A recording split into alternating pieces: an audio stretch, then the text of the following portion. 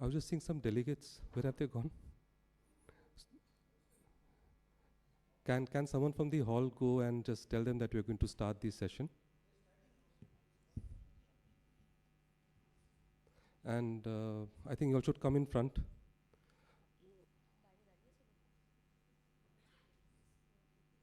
So our session is on cornea, and it's a pleasure for me to invite Dr. Adit Gupta, who is an oculoplasty surgeon from Mumbai, as a moderator, and Dr. Ashwita Alva, who's doing a fellowship in oculoplasty from Hyderabad, as also a moderator. My co-chairperson, Dr. John Sarkar, will be joining us shortly, and I'm Dr. Samrat Chatterjee from Raipur.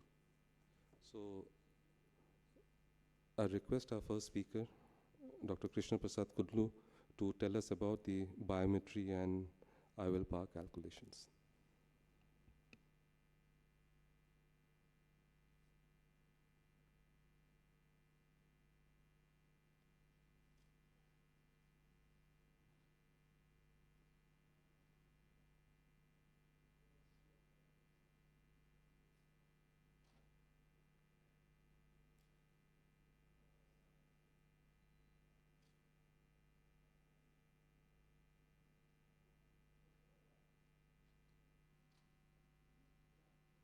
So request all the postgraduates to come and sit in the first few rows.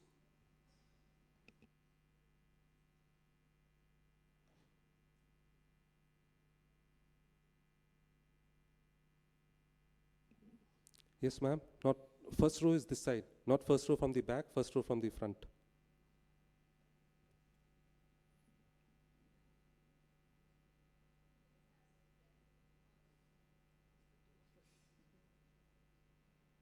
And the owners of those 3 bags? Oh, they've gone to call the others. Okay.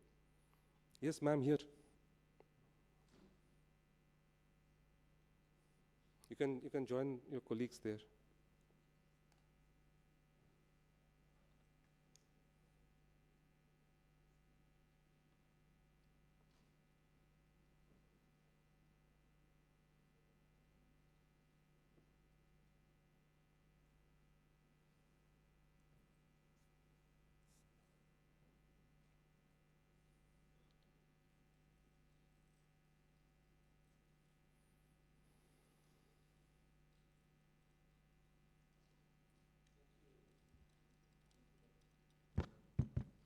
Thank you, Dr. Chatterjee and the whole team. I could able to see our own girl is moderating this session. I think you can sit on the stage. So I think why the crowd is less, I can count that nowadays everything is available online, and in being editor proceeding, I also keep sending so many contents to the postgraduates that make their job much easier sitting in the college or in the house to finish off. Anyway, I have to do my job. I thank the chairperson, my friend,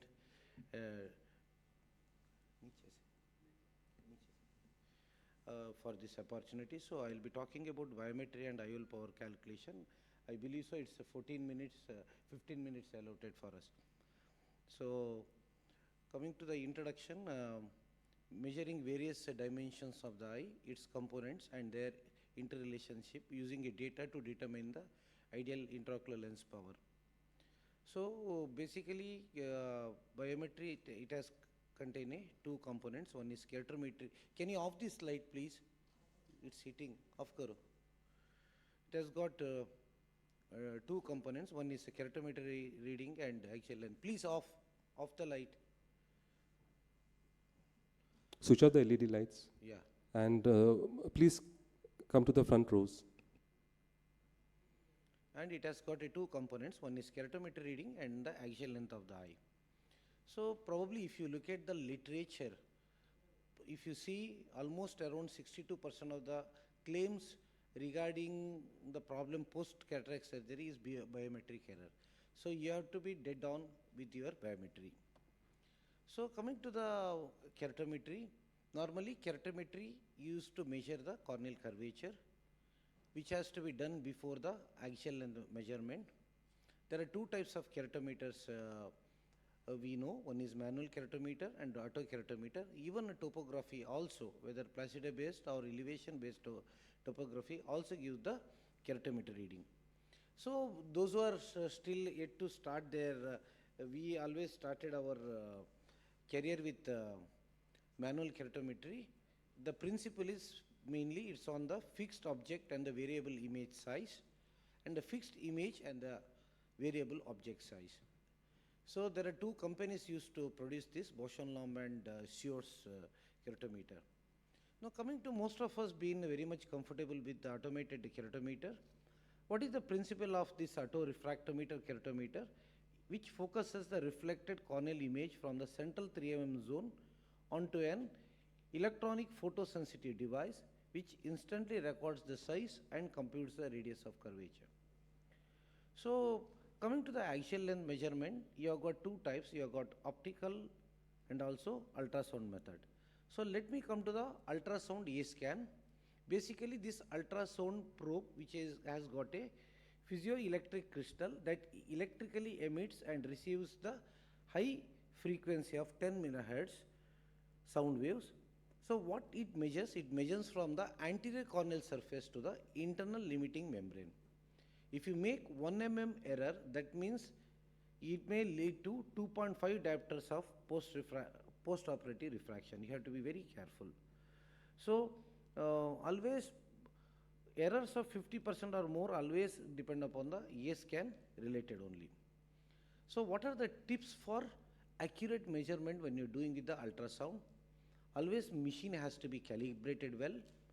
Always look for a perfect velocity sitting. Always you should look for the echoes from cornea, anterior and posterior lens, and also from the retina should be present in a very good amplitude. If you ask me, average of 5 to 10 reading has to be taken, and giving the lowest standard deviation, that is ideally less than 0.006 is ideal. So sometimes misalignment along with the optic nerve is recognized by the absence of square spike also. So normally how you have to keep the gain should be set on the almost lowest level which has been for a good reading. Higher gain, better sensitivity, but the resolution always get compromised. So at low gains the sensitivity is less but the resolution is very good. So there are the uses of gain in difficult situations, especially you have to increase the gain when you got a dense cataract, or you should decrease the gain especially in case of silicon filled eyes or pseudophakic eyes. Coming to the immersion technique, it is time consuming and also but it gives the perfect reading, can be performed in the standard ophthalmic chair which is retained at 45 degree with the help of oceaning and Prager shell. So there are some, while doing this test also, there are patient may have inadequate patient fixation, especially patient with nystagmus, blepharospasm and strabismus, even with the patient with the low vision. So one or two points about posterior staphyloма is very important. Always which can cause the irregular shape of the ocular wall. Always you should remember deepest portion of the staphyloma may be located eccentric to the macula, thus the measurement may be longer than the true axial length along the visual axis. So normally silicon oil, as I said that you have to, low sound velocity can result in, sometime it may give the wrong reading, so you have to keep the setting much lower level. So coming to the, now we are all from the ultrasound biometry, most of you are all colleagues moving on to the optical biometry. We started with, I don't have any financial interest with this product, which is the gold standard. I just wanted to discuss with you. We started with the IOL Master 500, then now we are switching over to the IOL Master 700. So basically it is the IOL Master 700, it works on the sweat source OCT. So you have to go for a biometry which is work on the sweat source OCT, which gives the full length, which is we can get the different geometrics of the eye. So this is just a comparative study between, I think we had a lens star also, which used to work on the interferometry principle, but the IOL Master 500 used to work on the partial coherence interferometry. But again, IOL Master 700 they upgraded its work on the sweat source biometry. because it does the scans almost 2000 scans per second. This is very, very important. So it scans in 0, 30, 60 and 90 and 120 and 150. So normally it looks in the different parameters. This is very important. There are 7 parameters, so it take a count before giving the actual reading. That is axial length, antechamber depth, lens thickness, central column thickness, white to white and keratometry. So you have to remember that these 7 points normally it take care about. And also the one more advantage of this machine, it can the readings from there can integrate it into the cataract suite, that is the Callisto markerless system. So this is how this swift source biometry work. I will not talk about, but what I said, that speed is almost around 2000 scans per second. So now coming to the few again, I am just insisting you should remember about, it takes care about the axial length, AC depth, white to white, age of the patient also, lens thickness, central corneal power and the previous refraction. So when you do the scan, always you should look for the proper foveal pit. That means the patient is having a good fixation. If there is already comes in the red, that means it is a no foveal pit, that means a poor fixation. So whatever the reading you get, which is going to be wrong only. So if you see here measurement 1 and 2, it's if you see there is a good fixation. C for the foveal pit, that means is good. Then there is axial length, there is if you see in the both the reading, it's almost same only. So that means only 10 micron difference in the two readings, that means it's done the perfect. And if you see here in the keratometry, only 0.02 diopter difference in the keratometry, that means you have taken the perfect reading, because most of the fellows PGs might join for some of the institute. You are the person who is going to do the biometry, so you have to be dead dot on while doing the biometry, because we all consultant depend upon what biometry you do, then rather we go ahead with the surgery. So it is very, very important. So then looking at the C's, there are certain things. If you see here, there is a poor fixation, that means there is no foveal pit here. So then if you see here, axial length, there is a difference of more than 190 micron, that means it is the wrong only. See, if you look at the keratometry also, more than 0.5 diopter difference in keratometry, that means you are not taken. If then something, when you do the value of also, you could be able to see there is a 1 difference in the calculated IOL power, that means you are not done perfectly, rather you have to again you do it. Sometimes what I just wanted to tell you, some of our consultant, we do put a drop of lubricating drops sometimes if you think that the patient is having too dry eye, and you can ask the patient to sit for a half an hour or 1 hour, then you can again cross check the test, then I think you may come up with the better results. So this is about the graph. As I said that it takes the whole length of from front to back. The one more advantage of this machine, the fully integrated Barrett suit, I think mine was fixed not for 15 minutes, I believe, so they fixed for 10 minutes. And I'll just finish 1 minute only. Overall 15 minutes was the talk. Yeah, 6 more minutes. Okay. So get fewer refractive surface, fully integrated in especially Barrett suit. Especially Barrett, just to tell you, Barrett has got 3 formulas. One is Barrett Universal 2, which is good for all non-toric intraocular lens. Barrett Toric for all toric lenses. Barrett True K is for all non-toric, especially after laser vision correction. This you have to remember. Barrett True K for non-torics after laser vision correction. Normally, these all formulas are automatically applied depending upon the what type of IOL you selected and the refractive surgery status of the patient, which is the incorporated influence of posterior corneal surface. So this machine takes about the posterior corneal surface. And the one more advantage, if you see here, the cataract is almost too dense cataract, so it can penetrate such a dense cataract almost in a 92% of the cases. This is very, very important. So the other advantage with this nowadays, most of these sore OCTs, you can see some of the foveal pit also, or there is an old case of BRVO you can pick up, and immediately you can refer them to your retina colleagues. Make sure that you are ready, you will give the best perfect income. Because why I am telling you, suppose if you plan for a premium surgeries. So when you plan for a premium surgeries, what happens, you tell them I want to put a multifocal, but when you're doing biometry, being a PGs or fellows, you see that there is some problem with the macula, then we can deny them. Rather, just after the surgery you notice them, then nowadays there is no answer to tell the patient. This is very, very important.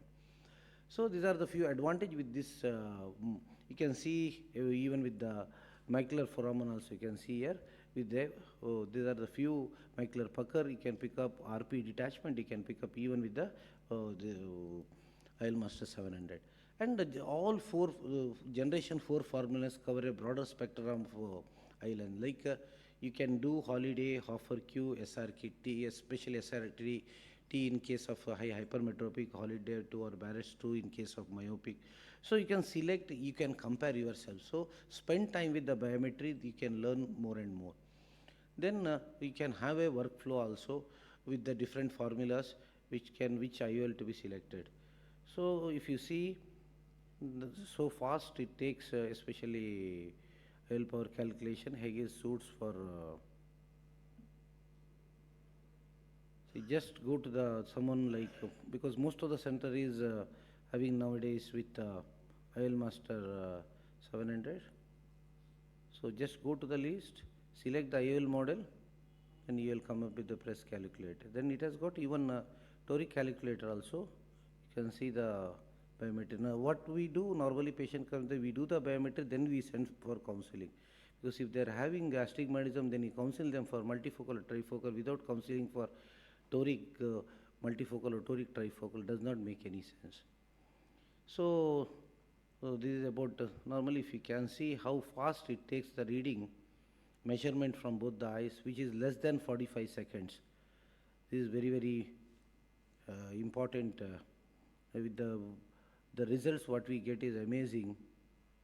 We have done even comparison study with this IOL 700 with 500, also with lens star. The accuracy with these equipments are much good, and when you opt the patient, when you opt them for a femto assisted premium surgeries, always you need to be dead on as far as the biometry results are concerned. So you can see less than 45 seconds you can get all the reading, and if you can see all parameters white to white, everything is perfect. So we can integrate to see whatever they say. I do a lot of torics and toric multifocal, so it integrates from to the Zeiss cataract suit. So no preoperative corneal marking is required, no additional measurement of the toric IOL alignment. So there are limitations, especially positioning the patient with the mobility problems. Sometimes it may occasionally may be a problem. Even with a very dense cataract or very dense corneal scarring, you have to be little bit careful. It may be inaccurate in patients with axial or sometimes with very dense cataract, even with a very gross astigmatism. One more thing is, this is all expensive. If you want to get the best, I think you need to pay for that. So in summary, normally get a fewer refractive surprise also. You can have improve your refractive outcome, repeatability with the clinical foundation and the telecentric keratometry, and you can optimize your workflow, cataract penetration rate, onboard toric calculation, easy delineation, measurement speed, and a markerless implantation of the toric intraocular lens. So in conclusion, due diligence has to be undertaken during the biometry to prevent post-operative refractive surprises. A proper history, use of optical biometry, and specific formula is utmost importance. In customization of cataract surgery, biometry is primary. I thank my friend Dr. Santosh and our whole team of AIOS for this opportunity. I thank the chairperson for opportunity. Thank you, one and all. Thank you, Dr. Kudlu, for this comprehensive talk. And I think because he'll be leaving, we can direct any questions to him right now. So you all are doing biometry. How many of you postgraduates are doing biometry on your own? How many of you seen a biometry being done? Two hesitant hands. You all in which year? Third year. In the medical college, I just wanted to ask all medical colleges, do you have a optical biometry? Or you are still in the ultrasound only? Yeah, DNB Institute should have. DNB, every institute will have optical biometry. But anybody only sticking on to ultrasound? Only having experience with ultrasound? See, just to tell you about ultrasound biometry is also good, provided you have to calibrate the machine. I was just telling you about the immersion technology. But all this Prager shell or whatever the shell you do, it has to be very much sterile also, because one of the study from Arvind shows that almost lot of organisms has been grown from this Prager shell. So you have to be very, very careful. So you have to do the proper autoclaving for those shells also. Just can I ask because they are not able to come up with the questions. Suppose you have a very irregular cornea. So what strategies do you do to get a good keratometer? Like if you have a corneal scar, you have a corneal keloid, post-corneal graft. Yeah. Irregular cornea, sometimes just the last week itself, I had a patient with a microcornea. So I tried with IOL 700, it was not coming. Then what we do, we have got a gadgets of all the equipment like pentacam and other equipment. What we did, I took the patient in front of the pentacam. Still it was not coming. Then finally the as simple autorefractor keratometer could able to get the proper K1, K2. Then that K1, K2 I entered in the IOL master. Later on it got the axial length. Sometimes this kind of thing you may not get. So you need to have other equipment. But good standard clinic should have a very good autorefractor keratometer, and along with because the autorefractor keratometer, the central 3 mm, that gives the perfect keratometry, that is more than sufficient even for doing a premium surgery like toric or multifocals. Thank you. I think central 3 millimeter is regular. You can get keratometers if the issues are there. And if it's keratoconus, then there are specific formulas which is going to allow you. Otherwise, if it's a similar disease in both eyes, you can take the K reading of the other eye. If nothing is there, then you put a standard K value and do it. Yeah, standard K value, but the only thing is that patient, I wanted to put a standard K value. Then it came, IOL power is around 22. Then finally, after a lot of difficulty, I got the K1, K2 in from the autorefractor. Suddenly, IOL power came 26.5. So there are a difference of around 4 times. So I think sometimes what madam say that nothing is done, then I think we have to put the standard K value. And sometimes, sometimes what I have found in my experience, like sometimes we post-refractive RKs also. I have done in 1 or 2 cases aphakic refraction.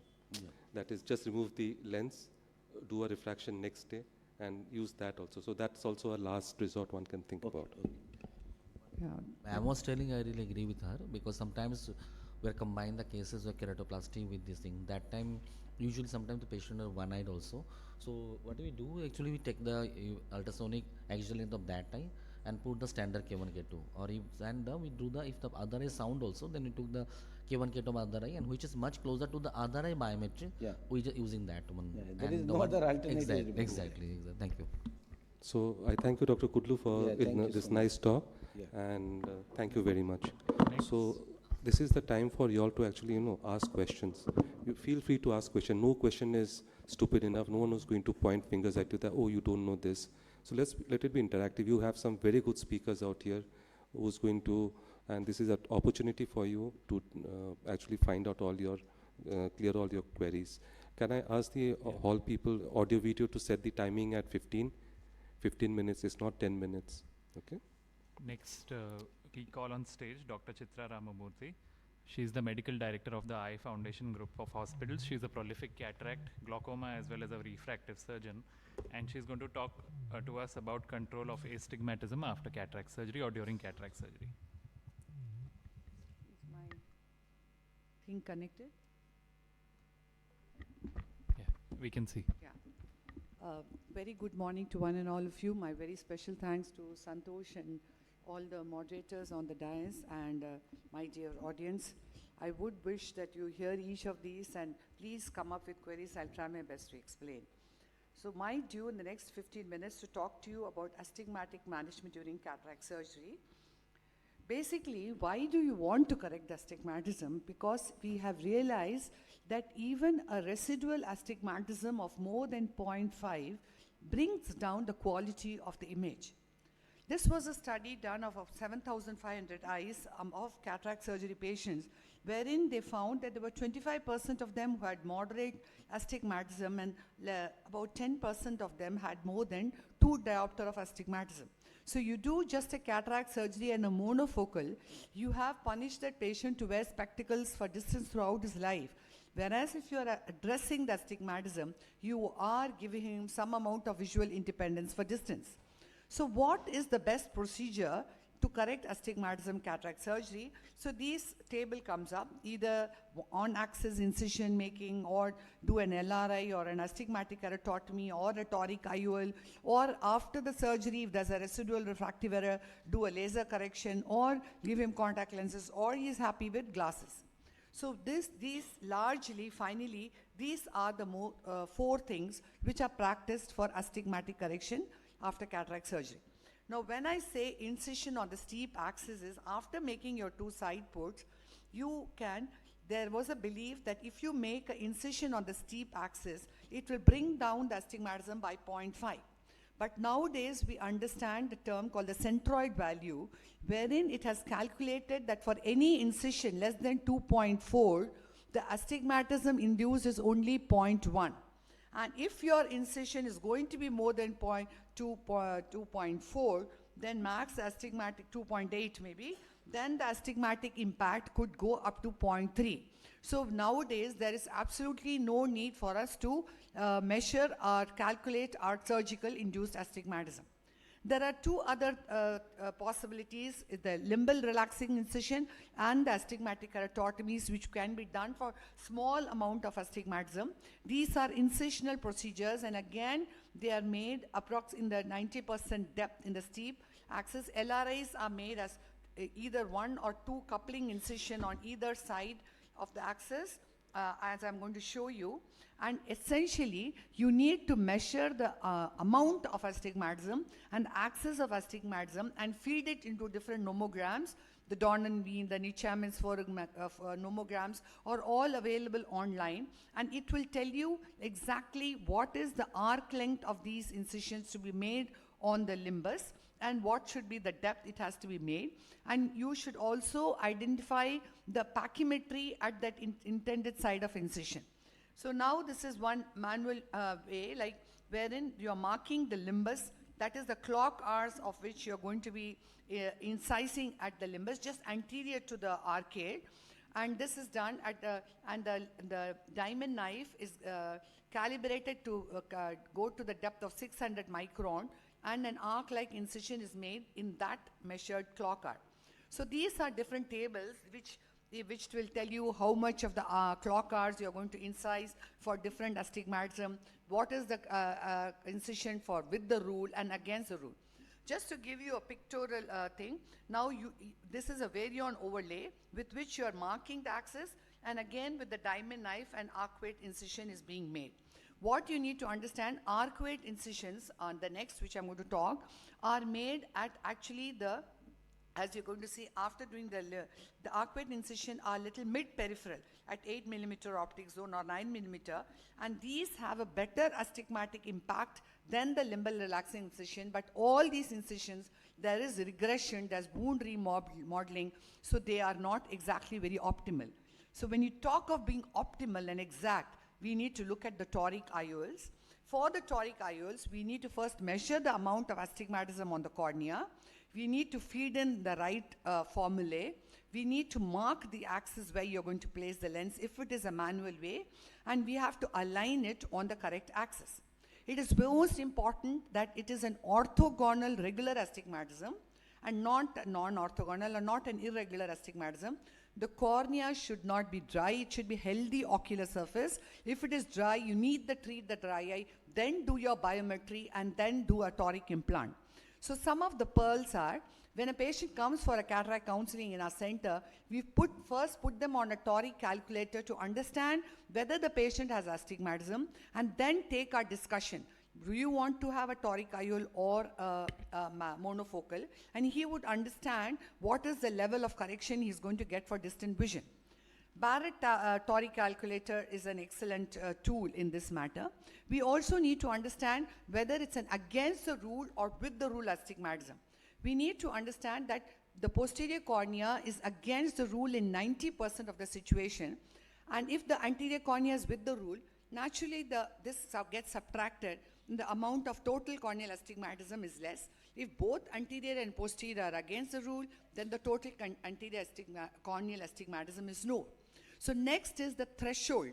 Now, what interesting thing you understand is, if it is a 0.9 with the rule and 0.88 against the rule, you will find that the toric calculator will say to correct the 0.88 because the posterior cornea has to be accounted for, and I said 90% of the time the posterior cornea is against the rule, so the two get added on, so the magnitude of astigmatism is more. So then it tells, again in this, the 0.75 against the rule, the toric calculator gave a toric power, but for 0.75 with the rule, it said no toric IOL is needed. Then this was a patient who underwent actually, had a small amount of astigmatism. We went at that time, there was no panoptics toric. We fixed a panoptics for him. He had a small residual astigmatism. So what we did was, the next time we did a panoptics toric for him. I'm not showing you the video. And then he had great vision. And then we took this patient back and did a laser vision correction for the residual error in the first eye. And he had a plano 6.6 in both eyes. So what you understand is, when you are planning a multifocal IOL, even from 0.75 diopter of astigmatism needs to be corrected for the patient to have the visual gains which a multifocal promises. If the astigmatism is small, 0.5, 0.6, this is when you could do a arcuate incision, as I had shown you earlier on, an incision which is made on the mid-peripheral cornea. It can be manual arcates, but nowadays if you're on the femtocataract platform, the arcuate incisions are made by the femtosecond laser. So the next thing is the accuracy of measurements. So essentially, biometry is simple arithmetics. There are some assumptions, there are some actual values. So when you feed in that you want to target emmetrope of this value, the things which come up are axial length, the K value, and the effective lens position. Today with the optical biometers, our axial length measurements are bang on, but the K values are variable in different machines, so there are some assumptions there. And where the lens is going to sit in the capsular bag is effective lens position. Again, there are assumptions there, and with some sure values and assumptions, your final power is decided. So it becomes very necessary that you have the best of equipment possible, or understand everything about that equipment in detail. We have a dedicated technician who will pick up those false positives and those issues, and you ensure that you are looking at taking multiple readings, repeatability of readings, and using the latest or the 4th generation formula to get in accuracy, especially in extremes of axial length. We have different biometers, which I'm sure has been discussed with you all. But what happens when we talk of K reading? I had said there are variables, because the manual K measures at 3.2 ring, the IOL master has 3 rings, the lens star has 2 rings, so there are variables. How close to the center you are able to measure the K value, that accurate it is. And if you have dry eye, there could again be fallacies. So whenever you take a K reading, if you have another modality, measure in that, see whether there's repeatability in the measurements. Again, it's very important to even compare the two eyes. Now in this, one eye has an axial length of 27, other has 25. Do we just presume that it is a small axial length? Then we should have discussed amblyopia, probably because of the difference in power. But it is better to validate your measurements and repeat the measurements in the same instrument or with another instrument. This was done on immersion, so you look carefully whether all the spikes were equal, remove the outliers, keep the 5 best reading, and take the right appropriate value. Even if the other eye is pseudo-phakic, you will get a lot of information about the anterior chamber depth and K values, and you need to basically understand that if the K value between the two eyes is more than 0.3, 0.1 diopter, axial length is more than 0.3, IOL power between two eyes is more than 1 diopter, we need to repeat measurements. Now this was a case of dry eye. One eye it showed as astigmatism 0.5, other eye it showed at +2. When you looked at him at a slit lamp, there were a lot of big epithelial erosions. So you treated the dry eye, and then when you repeated your measurements, it was only 0.2. Supposing I had not seen the patient on a slit lamp, supposing I had not evaluated the dry eye, astigmatic calculation would have been different. Again, this patient had 1 diopter in one eye and 0.3 in the other eye. There could be an artifact, could be a Dellen there, but if you look carefully on those Myers, though it had a fishtail appearance on those, so then you realize it's dry eye and you treat the dry eye. This was a case wherein the patient had one diopter of with the rule astigmatism and other eye, one diopter of against the rule astigmatism. And then when you looked, that one eyelid was pressing down, and if you put a tape and retract that eye and then eyelid and take the measurements, then it was found that both eyes had similar astigmatism. This was a case of a pellucid marginal degeneration, and generally the central cornea is quite good. So you could take those values and there will be a high astigmatism. You might have to fit a customized IOL. In a case of a keratoconus, again, there are different formulas. We have the Keynes formula, the Barrett's formula, the SRKT formula. Basically, both the anterior and the posterior cornea are altered. So we need to have specific formula which is going to compensate for that. It's beyond the scope of this talk to discuss, but you need to use the right formula. And then, even though the cornea is not exactly very regular, but after the DALK procedure, you are able to get your measurements. He had a 6 diopter of astigmatism, and we were able to debulk it to 2 diopter. We have at least improved his BCVA for this particular patient. Then again, we go on to the next situation. A patient has a pterygium with a high astigmatism. So then we have to go ahead and operate on the pterygium and wait for a period of 6 weeks, and then repeat the measurements, and then implant a toric IOL or a monofocal as it may demand. It is very important that you look at the standard deviation when you're doing your measurements, and if the standard deviation is more than 2 diopter, the signal to noise ratio, you look in these biometers, look whether the foveal pitch was visualized, whether the fishtail appearance is there, whether the spots. If it is, you see that the standard deviation is more. What will I do? Think of dry eye. Look for dry, evaluate for dry eye, and if the dry eye is there, treat it, then repeat your keratometry. If it's not dry eye, it could be keratoconus, it could be a refractive surgery eye, then you may have to do a tomography and then find out. And after find out, feed it into the toric calculator and will tell you what is the toric IOL power and what is the axis of astigmatism. So when we talk of, once we know it's astigmatism, you need to use toric calculators, ones which measure the posterior corneal astigmatism, which measures the toricity ratio. That is the ratio of the astigmatism on the cornea to the IOL plane. And you just feed in a standard value of 1.45, it won't help, because a myopic eye has a different toricity ratio because it's a deep axial length, whereas a hyperopic eye has a small axial length and a small anterior chamber depth. Again, the centroid ratio we need to know, as I had already alluded to. And so it becomes important that all these are factored in, and the different calculators have these values. Taking you further, we need to nail the axis. Like you can either measure the axis 3 o'clock, 9 o'clock on the slit lamp by placing your slit beam centrally, or you could measure with a bubble marker. There are different ways by which you could measure it.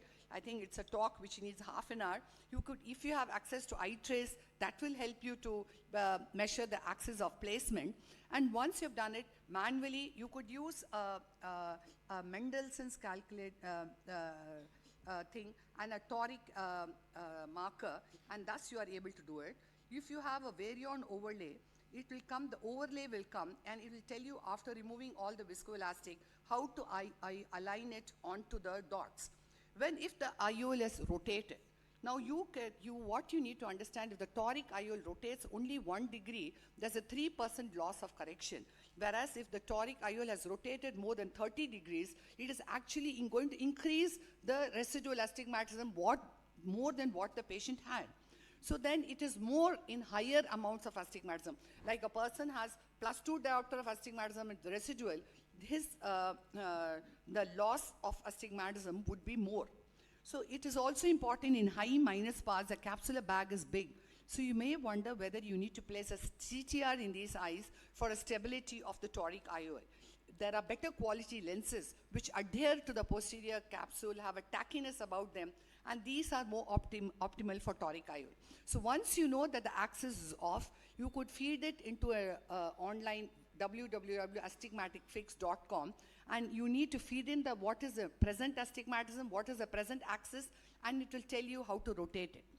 What you need to understand, all eyes cannot get a rotation. If the spherical equivalent, +2 with -3, the spherical equivalent is nearly 0. Only in these eyes will it improve by rotating the toric IOL. So these are some factors which you need to understand. So when would you rotate? You would wait for a couple of weeks and then you would rotate these eyes, because if you wait for too long, there could be fibrosis of the capsule and it might be difficult to rotate these lenses. So essentially, what you need to understand from my talk is there is on-axis incision, which is not needed nowadays. There are limbal relaxing incision, arcuate keratotomies, which are, okay, debulk the astigmatism, but they are not very precise. Today, we can do a toric IOL, even from a small amount of astigmatism of even 0.75. Why do you want to correct small astigmatism? Because you want to give a good visual quality to the patient. And to do a good toric IOL, we need to do good measurements, align the IOLs. I haven't been able to describe how to align it because of the limit of time. But you need to be thorough about what you have, what you understand, and ensure that you have read about it and put it all together as how to control astigmatism in a cataract patient. Thank you. Thank you, Dr. Chitra, for that wonderful talk. Any questions from the audience for Dr. Chitra? You know, you can ask me some very basic question also. Yeah, It's not since necessary. it's EyeShala, you can ask really basic questions. Yeah, anything you can ask. You know, when you don't ask anything, I'll have my whole day very upsetting, because that means I haven't conveyed just nothing to you all. So do ask something, one of you. I hope all of you are clear which is with the rule and against the rule. Please, can you tell us, Dr. Chitra, what is with the rule? How does one look at the refraction and know it's with the rule or against the rule? So if it is along the axis is curve, this astigmatism is along the 90-degree axis is with the rule. It's along the 180-degree or in that range, it's against the rule. Okay?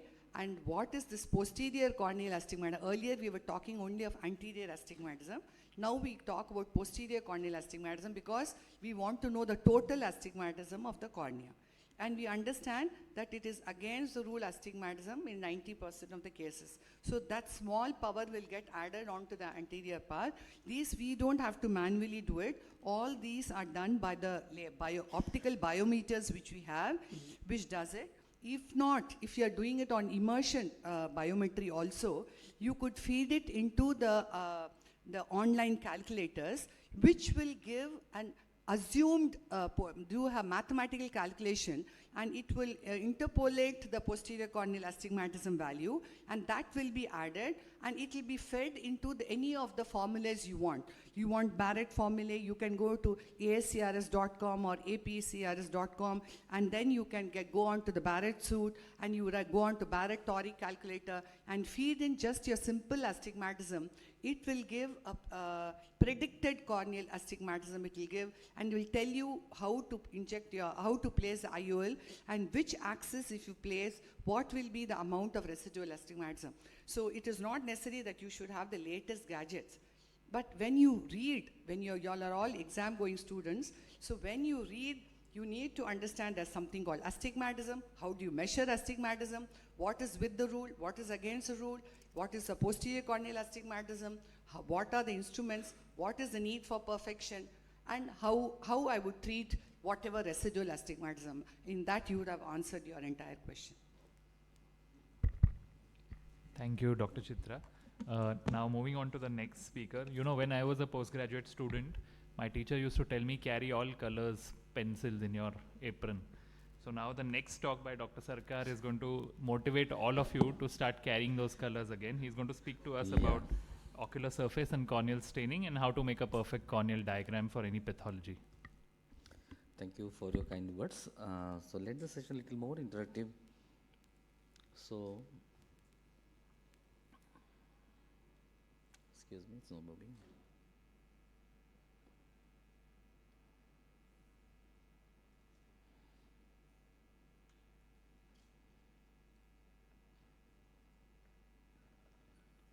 It's not moving. No, it's not moving. It's not moving.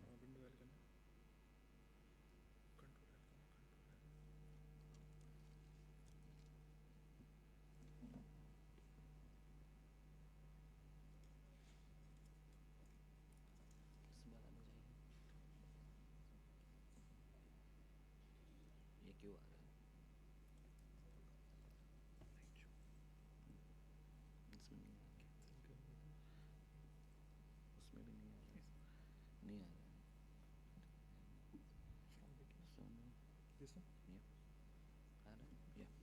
Thank you.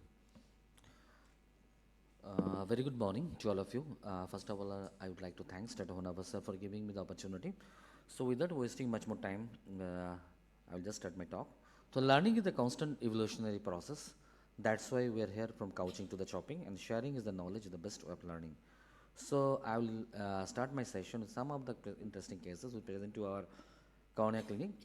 So all those things, the new nomenclature for all of you, so for the PG students, what exactly these conditions and why the patients are not improving, and when should I refer this patient.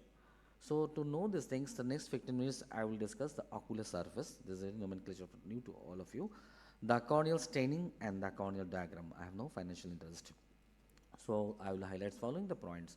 What is ocular surface? As per the American Academy guidelines, the surface of the eye is an extraordinary and the vital component of the vision. The smooth, wet surface of the cornea is the major refractive surface of the visual system, which along with the corneal transparency enable the light to proceed through the lens and onto the retina for photoreceptor activation. Presence of the smooth, wet refractive ocular surface required for vision comes, and however at a cost. Unlike all other wet surface epithelial of the body, the ocular surface is directly exposed to the outside world, where it is specifically subject to desiccation, injury, and pathogens. As a consequence, numerous protective mechanisms are provided by the ocular surface system to ensure these things. It is not that much very big, tough like that definition. So I will make it very simple what exactly the ocular surface. So the component of the four component is there. It comprises of the lids and the neck shell and the stable tear film, the corneal epithelium and the conjunctival epithelium, neurosensation and the vascular and the immune system and the endocrine. So ocular surface system, it firstly depends on the provide the protection and the maintain the smooth refractive surface of the cornea. Secondly, all the epithelial cells at the ocular surface are continuous with no breakage in between region, and all are derived from the surface ectoderm. Thirdly, all the regions of the ocular surface epithelial proceed component for the refractive tear film, and the function of the various region of the continuous epithelia and the eyelids blinks are integrated by the nervous, endocrine, circulatory and immune system of the eye, and are supported by the connective tissue with its resident cells and the blood vessels. So if it makes very simple things, what we have discussed the definition, the ocular surface components are the functional units of the blink reflex, the conjunctiva, the cornea and the limbus, the tear film and the Meibomian glands. So recent diagnostic modalities, when should you know what is the, we have the infrastructure, because the whole ocular surface is maintained well by the covered by the your tear film. So normal tear film, we have the lipid layer, aqueous layer, mucin layer and the epithelial. So normal evaporation rate and the normal blink reflex we should have checked whenever we are dealing with the ocular surface disease. Now what we have the advanced one. So first we start with the dry eye questionnaires. Whenever you have to the when the patient come to us, we are suspecting the patient have this is the form a little bit of hazy for the entire whole thing. I want to just put in there, but you have to some basic question you ask the patient. First of all, patient whatever the patient the exposure any screen time is there or not, what any hormonal disorder is there or not, patient whatever any systemic disorder, any medication. Specifically, whenever we deal with the suspected OSD patient, we ask the patient whether any patient having any history of the dryness in the mouth and any small hand joint pain to rule out the collagen vascular diseases. Now come to the point to the non-invasive breakup time. It's mainly for the lipid layer, and we are not instilling the any your Sharma steps. Now the fluorescent one, we have the very important diagnostic. This is very readily available. I think every postgraduate institution. So in by fluorescent, we can do the qualitative, some of the quantitative tests. The quantitative test is that Sharma test. We are routinely all of us do, and the corneal staining, tear meniscus height, and tear breakup time. This means again, when you are suspecting the patient having the your conjunctival devitalization or dry eye changes is there, Lissamin is one of the readily available staining system for us. The Sharma test usually quantitative value of the tear film when it is usually more than 10, it's normal. When it is been between the 6 to 10 mm, it is moderate to dry, and when it is less than 6, the severe is suspected. Usually we do prefer Sharma 1 without any anesthesia doing. That's we are doing the combine both the reflex tearing and the basal tearing. When you have installed that paracrine drop, then we are on another anesthesia drop. We are usually detecting the only we are cut short the reflex turning on the basic tear secretion we are assessing. Now the osmolarity, there is a gadget, so we are available to know the whenever the patient whether the tear whether it is hyperosmolar or normosmolar. If the tear film is hyperosmolar, that is actually if the osmolarity higher inside, that's actually it is not called the bad tear, and it is usually some sorts of the inflammatory I mean the component is there. So these are usually the schematic diagram. When you how to proceed that for your dry eye patient, OSD patient. Same thing, you have to ask the questionnaire is how severe the patient discomfort, how long the pure symptoms, whatever we are talking about, the lust and was there any triggering events is there or not in your vision affected those the questionnaires you have to ask the patient. Once you have the questionnaires, then we have to proceed for the diagnostic test like non-invasive one, the invasive one, the breakup time, osmolarity, and then we do the staining thing. The lust we do the staining part. The how to important ocular imaging at the usually we already have discussed these things: diagnostic, etiology, etiological argument, severity, and follow up of the treatment. So there the tear film breakup time. It gives you the qualitative test of the tear film. All of us know how to do the tear film breakup time. This simply the way of installation that is very available your fluorescence strip. We just install the fluorescent strip and ask the patient to just blink and just open at the gauge or blue filter, and where you get the you randomly the first spot is appear, that is first you have to count the things, and that is your simple the tear frame breakup time. Usually it is TVUT is more than 10. If it is less than 10, you suspect the patient have the trauma of the dry eye component is there. If it is less than 6, that's the patient have the severe dry eye is there. And tear film stability, that non-invasive tear film, whenever you have your topography system, we can use the without installation of your any fluorescent dye, we can use the non-invasive tear film breakup time. So now what are the spectrum of the ocular surface disease?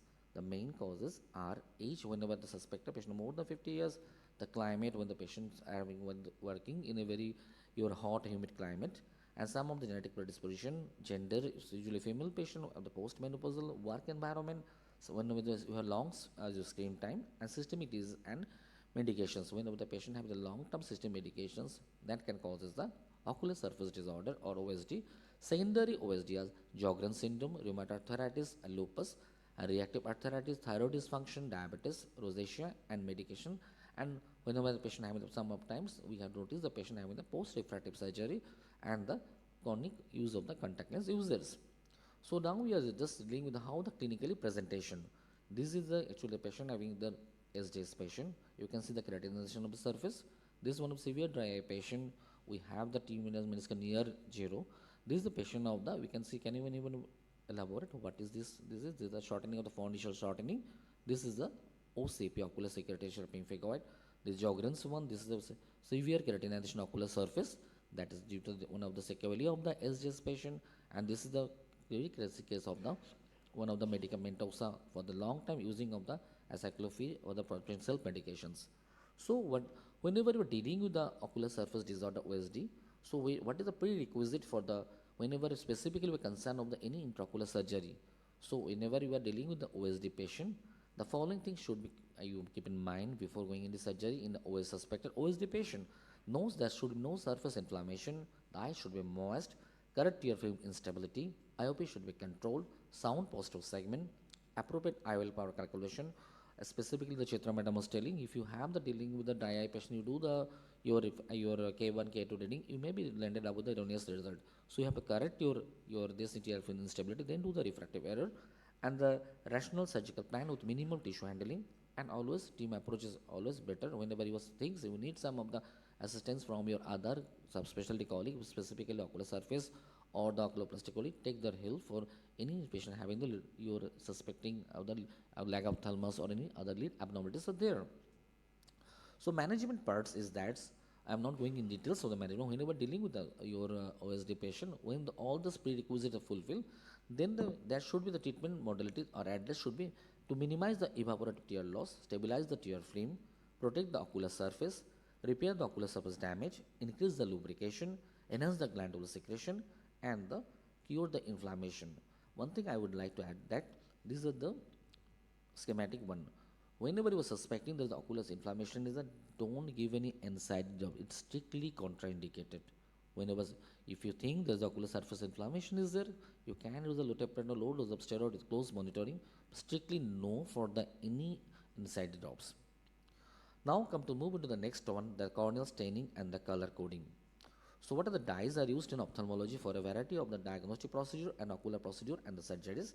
In clinical practice, the use of individually wrapped sterile dye impedant prepared strip is the preferred staining technique. We usually prefer because there is a very your hygiene and the sterility is more better whenever using the strip one as compared to the solution one. So most commonly we are using in our day-to-day practice the fluorescent one. The fluorescent strip which contains the 0.6 milligram or to 1 milligram of the dye, it is, and solution having the 1 to 2% solution available in the bottle form. So usually all of us know the fluorescent have a specific property. They have the property, they absorb the light of the lower strength and they emit the light in the higher strength. So that's why you have to see whether you are blue filter. So what are the uses? The diagnostic uses that TVUT, standard grading of the corneal and the conjunctival staining, tear meniscus height, and whenever we are suspecting the epithelial defect or corneal ulcer is there, abrasion, we can do it. And for the diagnostic purpose, we apply tonometry and the schedule test when we was performing, we were suspecting the patient having the any perforation is there, and how is the contact lens fitting is there. So these are the some of the clinical, we have some of the on clinic practice. So anyone can elaborate what is this in fluorescence staining? Any PG? This is a dendritic one. This is the patient having the diffuse SPKP is there. This patient is using long time for ganciclovir by himself for the almost more than 2 months, so landed up with the medicamentosa. This is the contact lens fitting.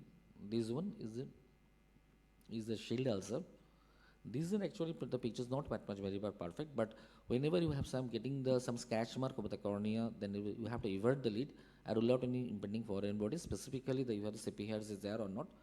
This is the your SPKs is there. Patient having the adenoviral keratoconjunctivitis, but patient was treated by ganciclovir. Same thing, the medicament also is there. And this one, any can elaborate. This is a lag ophthalmosis there, and the patient having that diffuse your staining pattern is present.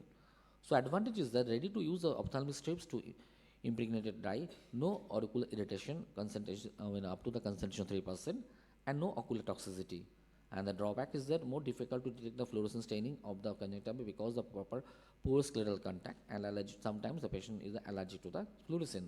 Now we have the lissamine green, which is available as a 1%, 2%, 3% solution, and very specifically we are using the lissamine green whenever we are suspecting the patient having the conjunctival or surface disorder. It's a basically synthetically derived and acidic, highly affinity for staining dead or degenerated cells, and usually it is used, we are using lissamine green. We see by the red-free light preferred dye for the staining for the bulbar conjunctiva. And the keratoconjunctival advantage is that the dry strip causes no ocular discomfort as compared to the rose bengal stain. When it comes to the liquid formation, lissamine green is preferred over the rose bengal stain, better visibility, less degree of the ocular toxicity. So I'm just going to the some of the ocular disorder stained by the lissamine greens. This is a patient with severe conjunctivitis, but conjunctival ulcer is there. We can see this. Take the lissamine green staining. This is the patient with lag ophthalmos. Now move to the. I just have to take 1 or 2 minutes only. Rose bengal stain. The rose bengal stain, the concentration available is it 1.3 milligram dye impending strips. Profile the properties of the dyes. Halide derivatives of the fluorescein, stain dead and vital cells, including the mucus strands. The stain taken out by the, and specifically we are using this rose bengal stain whenever suspect usually the vital cells, and whenever suspect the filaments, and usually even sometimes it is well delineated the your OSS when you're suspecting the OSS in, and it should, and usually we see by the red-free light. So this is the, you can see this is the suspected severe keratoconjunctival or dry eye, the filaments staining with that. This suspected OSS in, and the patient having that staining pattern. You can see there's a tumor cells, adenomyoplastics taking the rose bengal stain, and this is the one of the dendrites which make we zoom the picture and it's showing this delineated by the rose bengal stain. So surface staining pattern can be, we have to, this is the one of the guidelines for International American Academy, but we have to divide the cornea into 5 zones, the central the optical, the visual axis zone, and then followed by the superior then the nasal, then temporal, and the inferior. So cornea is divided. Corneal part is divided into 5 part, and the conjunctival part is divided in the 6 part. The nasal part, and the superior, inferior, and then temporal part, superior, inferior, and the extreme temporal part. And the grading are 0 grading whenever there is no staining. Grade 2 there is a confluences grading. Grade 3 and grade 4 is the severe staining is there. These are the some of the on-time pictures. So I'm just concluding my talk by the color coding of this thing. This is very important picture for all of you. Whenever you do any cornea cases, get any cornea cases, you have to keep in mind that it should be the schematic, the slit picture should be there whenever you're drawing these things, because and it is not your mirror image of the other things, because whenever irrespective of the OD and OS, whatever the slit picture is there, that thing should be correspond. It is the same thing as your right. It should be your left-handed sides move. That's slit one. So I'm just moving with color code is there. So I'm corresponding whenever there is a epithelial edema is there, it should be blue color dots is correspond to the epithelial one. Whenever DM folds, there are the blue lines. Whenever stromal edema, blue color zone is there, and epithelial bully like this picture. Dr. Sarkar? Yeah, Can I'm you just explain? concluding within just happened. This is my last slide. And this is the actually whenever the epithelial defect is there, it is green color. Whenever your filaments is green. Whenever the capes is the brown color, pigmentation brown color, and the aspects is the green color. These are the scar which is denoted by the black color.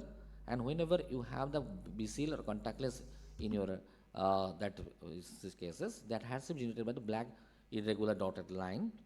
And whenever you have the ulcer, it should be your yellow color, and overlying epithelium in the green color. Hypopene should be yellow color, and this is the vascularization when the deep vascular straight and with the superficial is wavy pattern. So my take cleaning messages are corneal diagram and the color coding are the key to basic learning and the proper documentation. Fluorescent stain are very basic dye with immense helpful for deal with the diagnostic dilemma. Your Rosenberg stain helpful for conjunctival pathology and specifically the OSSN. Understanding of the ocular surface is must and its specific component. Eye should be moist and surface should be quiet before any intraocular surgery, specifically planned for the IOL when the patient having the suspected OST. Management should be in the molecular and the cellular level, and need tube stage reconstruction when we are planning for the ocular surface reconstruction, and dedicated team approach and patient care is challenging in this very much rewarding. Thank you very much. Thanks for your patient sharing. I really thankful to my mentors of Chennai, Dr. Prema and Dr. Geeta for giving me the hands-on training for the ocular surface. Thank you very much. Thank you, Dr. Sarkar, for that wonderful talk. Since we have Dr. Sarkar along with us, we'll keep questions for him at the last. And now I'll take the pleasure to invite Dr. M. Vanati. Dr. Vanati is a professor of ophthalmology at All India Institute of Medical Sciences in Delhi. She is a cataract and cornea surgeon, and along with that, she is also currently the editor of IJO, which is one of the biggest journals in ophthalmology right now. She's going to speak to us about specular microscopy essentials. Over to you, ma'am. Thank you so much. I think I'll keep my talk for about 10 minutes or so, and I will tell you more about this, the practical aspects which you would need to know as a postgraduate or as a fellow when you are examining the cornea. Have no financial interest in the mention of anything during the course of my talk here. When you look at I also wish to acknowledge Dr. Kusumita, my senior resident, who has helped in with the academic inputs for this presentation here. So when you look at specular microscopy, it is one of the basic methods of corneal imaging on corneal examination here. It helps you to look at the various layers of the cornea. So you have almost 5 layers described here. I'm not going to run you through the corneal anatomy here. It's self-descriptive with this picture here. And it is one of the earliest methods of examination which went way back by Vogt till 1920. Morris refined it in 1968. And what we now have is the specular microscopy for visualization, which we largely use for the endothelial cells of the cornea here. And the endothelial cells are a monolayer of polyhexagonal mosaic pattern, and each cell is about 20 microns with a surface area of 100 to 250 micrometer squares and a thickness of about 5 to 6 microns. And at birth, we all have something close to 4 lakh of endothelial cells in our eyes, each of our eyes here. And this develops in the 4th week of intrauterine life, and the FOXC1 protects 2 PAX6 transcription factors are elucidated, and that's why any of the genetic anomalies which define these are going to be affecting the endothelium here. And looking at the microanatomy and the biochemistry of the endothelial cells, you have leaky junctions, endothelial cells connected by tight junctions at the apical sides. This is just for you to understand that the junctions which are there adjacent side to side, the apical region, the basal region, they are all different, and hence it makes it one of the most metabolically active layer in the body here. It has the sodium potassium ATPase pump and the Mg ATPase pumps as well. And I think I will not go more into it, and I will recommend that you all go back and revise your gross anatomy, your microanatomies, your biochemistry and pharmacological basics of the endothelium here. So this is how you can look at the endothelium when you're doing research here, but by and large, most of us will probably understand these two figures here. And what I'm going to talk to you is how you would recognize the endothelial abnormalities based on these examinations. The optics of a specular microscope is a class by itself here.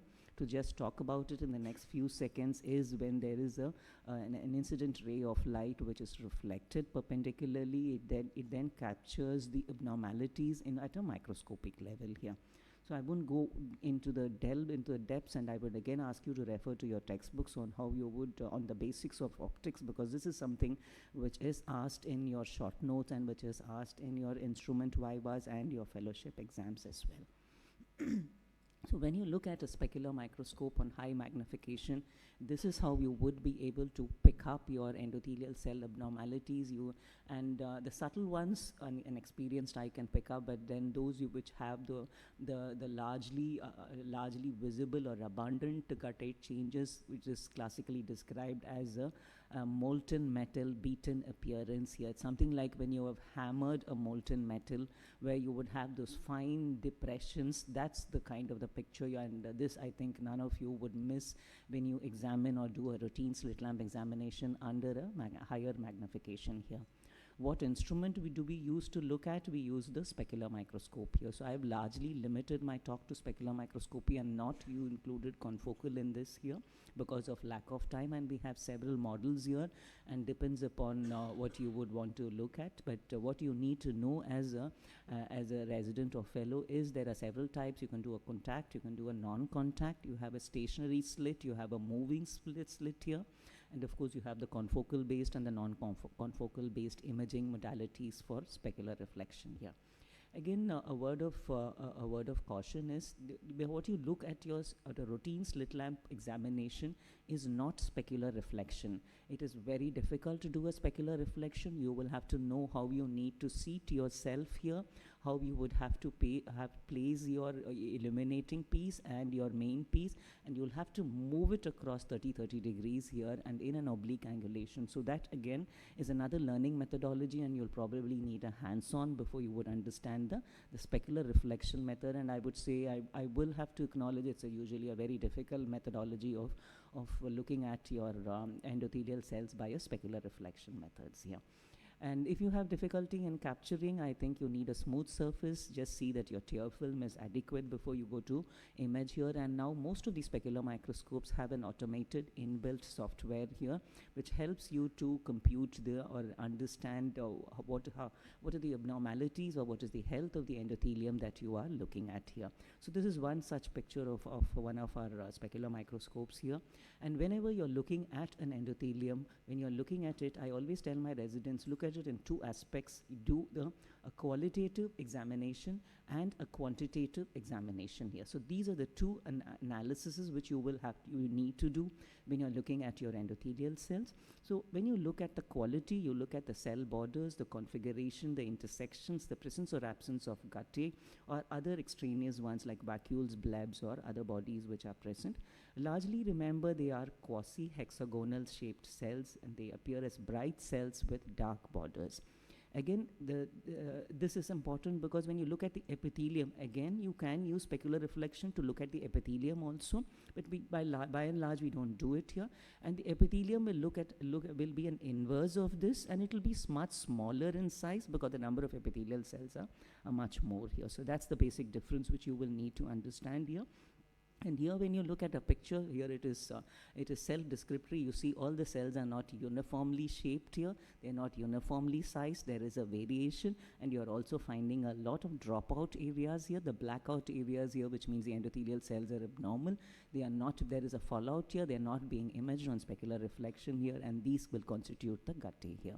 And this, the software itself images and then will tell you what is the number of cells which is being imaged per millimeter square here. It tells you what is polymegathism, which means what percentage of the cells are varying in size.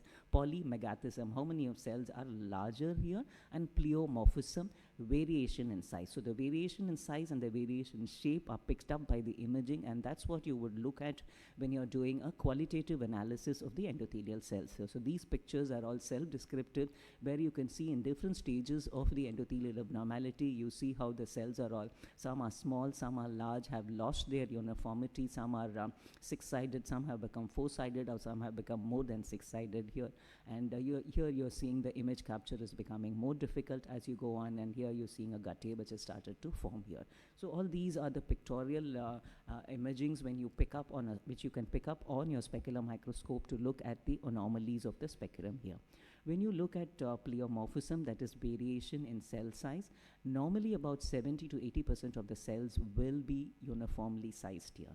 So it's not all 100% is going to be uniformly sized even in a healthy eye, but when this number drops down to less than 60%, it's going to be considered as an early abnormality of the endothelium, which is going to set in. That's what you need to remember, that you will look at the percentage of hexagonality. So that's the first thing which you would probably look at your qualitative analysis, and you pick out here. Again, these pictures are self-explanatory. You're seeing the various types of guttae you're seeing here, and the classification of guttae. I think this is usually asked in vivas here, the stages of guttae here. When stage 1 is, it's a small nodule and a small, just involves the center part of the smell. And when a gutta becomes larger, it becomes grade 2 when it is up to the size of an endothelial cells here. When several cells coalesce, then it becomes a stage 3 here, and multiple very large coalesced cells and much larger, then it becomes a stage 4 of a guttata here. This is again a very common question which old-time examiners would ask you is, what are the frame of analysis here? So we would know about a fixed frame or a variable frame here. A fixed frame means your specular microscope fixes a particular area here, and all the cells within that fixed frame are counted for taking your automatic analysis in the software here. And when you do count, the cells are counted on 2 adjacent borders, and the cells falling on the 2 other adjacent borders are not counted here. So that's a fixed frame analysis for you. A variable frame analysis, you could count the entire cells present in a particular frame here. So that's a variable frame analysis which you have here. And when you look at specular microscopes, there are 2 types. You have a clinical specular microscope for imaging the human eyes when you're looking at your patients here, and you have specular microscopes for eye bank use, or eye bank specular microscopes here. They are a little different because you're going to look at a cornea which has been removed from the human body, a cadaveric cornea which is usually now mounted on your bottle here, and you have special mounting systems and mirror systems which help you to analyze the endothelium present here. So there's a particular viewing chamber in the microscope here. So this is a specular microscope based on an eye bank, and this is a very important investigation because based on which you're probably going to grade your donor corneas as to an optical grade or a non-optical grade. Normally you would want your cells to be over 3000 when you're looking at an optical grade cornea, and cells lesser than 3000 will be considered as a non-optical grade cornea here. Again, a few clinical examples of a normal healthy endothelium and how a pathogenic epithelium is going to look at here. So among clinical applications, you will recognize early endothelial disease here. When you're operating, taking up patients for cataract surgery, depending upon the endothelial cell counts on a decompromised cornea, on a decompromised endothelium, you will plan, or your management decisions for intervention will differ, whether you want to do only a cataract surgery, whether you wanted to combine it in the same sitting with an endothelial transplant, the type of endothelial transplant you would like to do, or would you like to do a sequential endothelial transplant here. The indication or contraindication for placing anterior chamber IOLs in these sides. So these are all the multiple management decisions which the number of the quantitative analysis will help you to give on these patients. You can pick up diseases like the Fuchs endothelial dystrophy, posterior polymorphous dystrophy, bullous keratopathies, and iridoendothelial syndrome. I quickly show you pictures of those as well. And it's also used for research and monitoring, as in age-related changes, post-surgical endothelial attritions for these patients, and other endothelial attritions because of other comorbidities like glaucoma, uveitis, corneal trauma, contact lens use, comparison between endothelial surgeries, and for endothelial cell culture imaging as well. Just a picture to look at how a young how endothelial cells in a young eye is going to look at, and what happens as you go. You could see that the sizes of the cells there's a polymegathism which you're seeing in this, which is an age-related change which you can see in this. Here you can see the slit lamp is showing a largely compromised endothelium here, and you can see the imaging is not able to capture any cells at well. Again, another picture of a Fuchs endothelial dystrophy with an advanced. The cornea is looking clear, but when you look at your endothelium, you see your image capture is not optimal here, and so these are going to be corneas. When you take them for cataract surgery, you will have to be wary that your cataract surgery needs to be uneventful and least atraumatic to the endothelium if you would want to save the health of the endothelium. Posterior polymorphous dystrophies again will also help you and will give you imaging like this. Iridocorneal endothelial syndromes again will help you to pick up them, because you would probably miss an early ICE, and this would help you to document the progressive change. And these cells also become more and more like epithelium-like cells rather than become endothelial-like cells as they progress on here.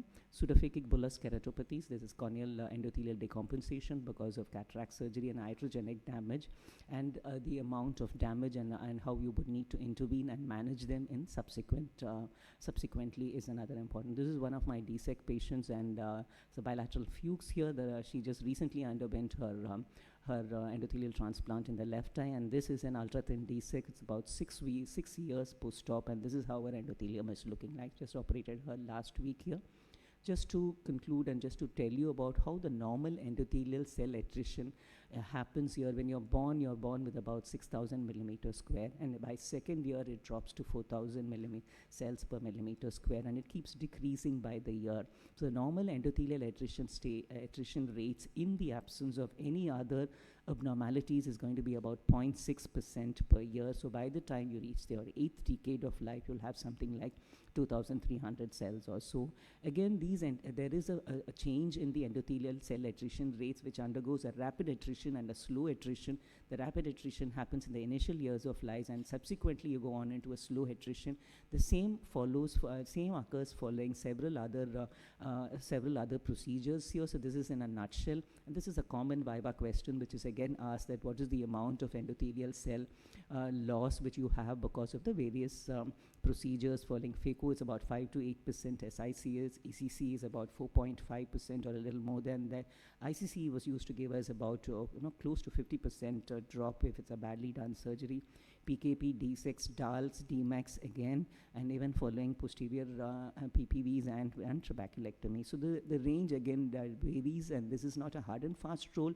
These are what has been documented by large centric studies here. Advantages of specular microscopy: you would be able to image and get a qualitative and quantitative analysis, a pictorial depiction which you can record. But remember, it is not repeatable, meaning that you probably will not be sure you're looking at the same area again and again here. So there might be a mild variation in the area you're imaging here. So that's a particular disadvantage when you're looking at imaging using specular microscope, and it again looks at a very small area.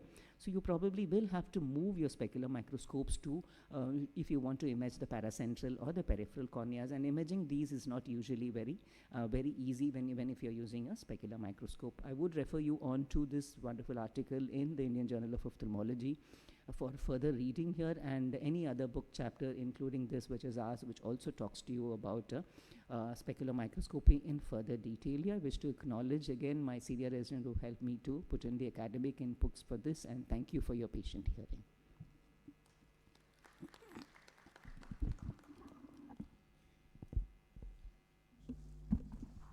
Any questions for Dr. Vanati?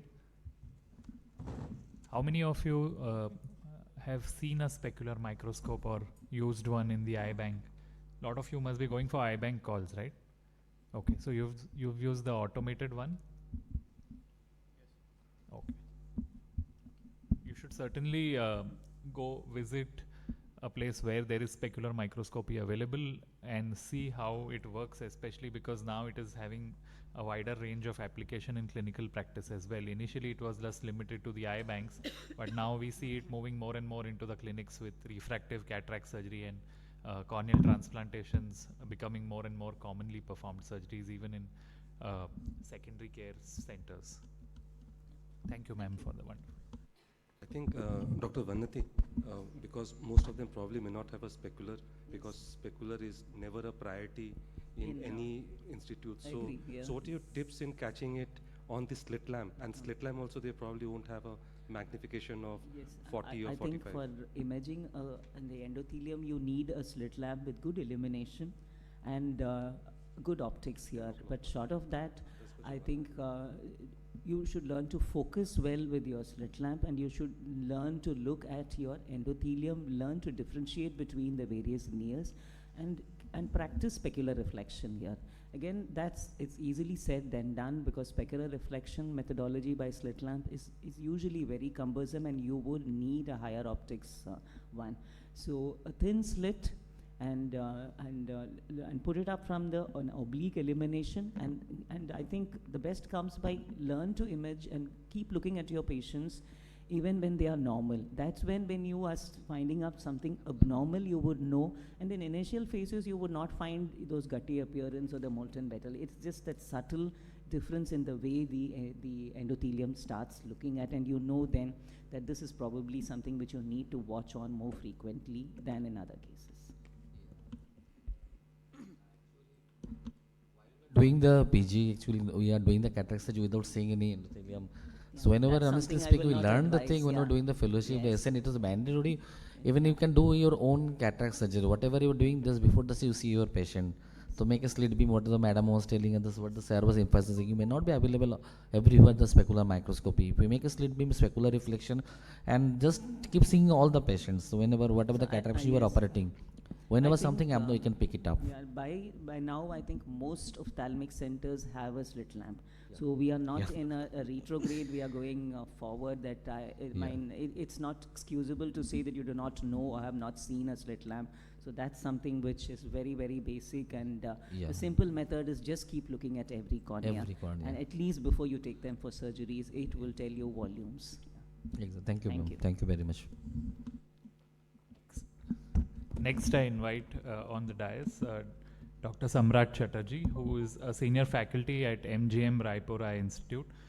He's a senior alumnus from the LV Prasad Cornea Fellowship of 2000-2001, and he's going to speak to us about classification of ocular surface disorders.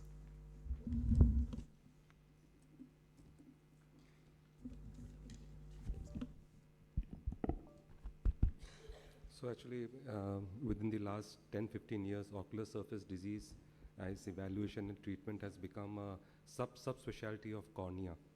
And well, the concept of ocular surface, as Dr. John had already said, has also slowly evolved, mainly from the 77, when Thoft and Frayne gave that, the concept of limbal stem cell and its migration. So probably that was the inception.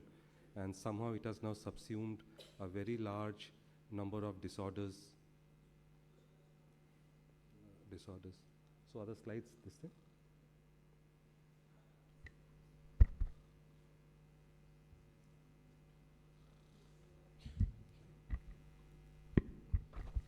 In the meanwhile, can any postgraduate here answer what is the principle behind specular reflection that we see on slit lamp? It's based on a physics principle.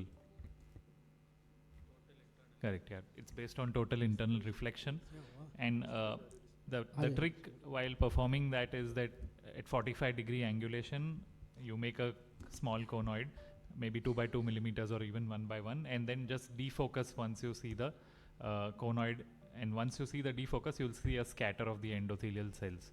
So when we were postgraduates, we used to do it on our colleague residents. If you don't have time when patients are around, you can always after work hours or before work hours do it on your colleagues, so that you see a normal endothelium, as John was saying, and then move on to the pathologies. Especially Fuchs can be picked up very easily on specular reflection.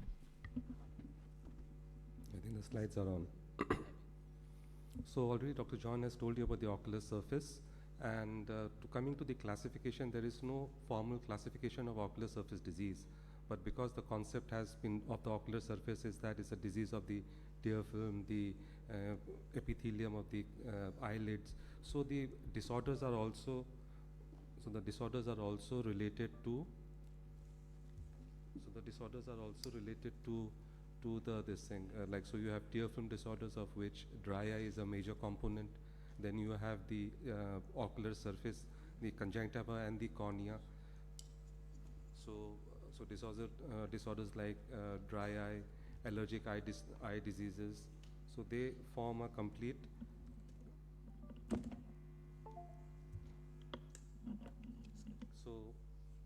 So they form this spectrum.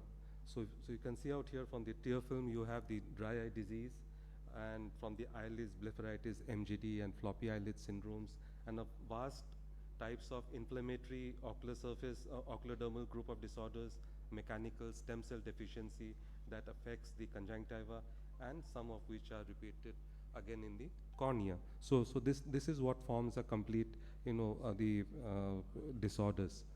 So this is something that you can actually write down in a theory question if you are asked to classify. Beyond this, there's no formal classification yet. Like for any disorders, evaluation of ocular surface disease is also very basic. It includes both, the history taking and a comprehensive slit lamp examination, and then there are some specific test maneuvers that you need to do for evaluating particular aspects of the ocular surface. And in a very recent publication, I find this is this is what we used to do, but someone has now formalized it into a set of maneuvers that is look, lift, pull, and push, which I'm going to show subsequently. So when in history taking, some of the symptoms of ocular surface disease are very specific, like ocular pain, redness, watering. But some of the symptoms, the patients find it very difficult to articulate, like heaviness, fatigue, ocular discomfort. Some of, at one point of time, pulling sensation, the eyes are becoming smaller or eyes are getting pulled back. So probably like any good history taking, you need to sit back and let the patient describe these symptoms and see if the symptoms has a diurnal variation, or if there are any triggering factors or alleviating factors, like if a computer professional says that days that is not working, like Sundays, his symptoms are less, it indicates that probably the patient has dry eye, and which is aggravated by prolonged screen time. So these are kind of subtle history taking that you need to do. Then of course there are specific ones like a history of trauma and systemic diseases, like whether patient has dry mouth or skin rash, joint pain, and the personal history, lifestyle history of the amount of screen time that is spent. So these are things that you need to take, and also if the patient has undergone any radiation or ocular or periocular surgery. Drug history is something that we often ignore, but this forms very, very important. You can see there's a whole list of topical and systemic drugs that cause ocular surface disease. Like if you see in this 3 sets, so this was a patient who was on brimonidine, and you can see how the eyes are inflamed and there is extensive surface staining. This is a patient of who's on amantadine related OSD because of Parkinsonism, and you can see again inflamed surface and diffuse corneal staining. And if you don't take that history, then you'd probably be thinking that the patient has got severe dry eye and treat with cyclosporine and everything, and probably not land up with a good outcome. Or here, face scrub. We all use face scrubs, and so you can see even something so innocuous as a face scrub, if it's not well made, or if someone is very allergic or toxic to it, it can also land up with ocular surface disease. So history taking is important.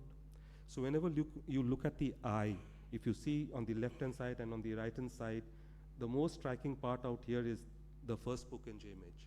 You see on the right-hand side how the first Purkinje image is so clear-cut, sharp, defined, and on the left-hand side it is irregular.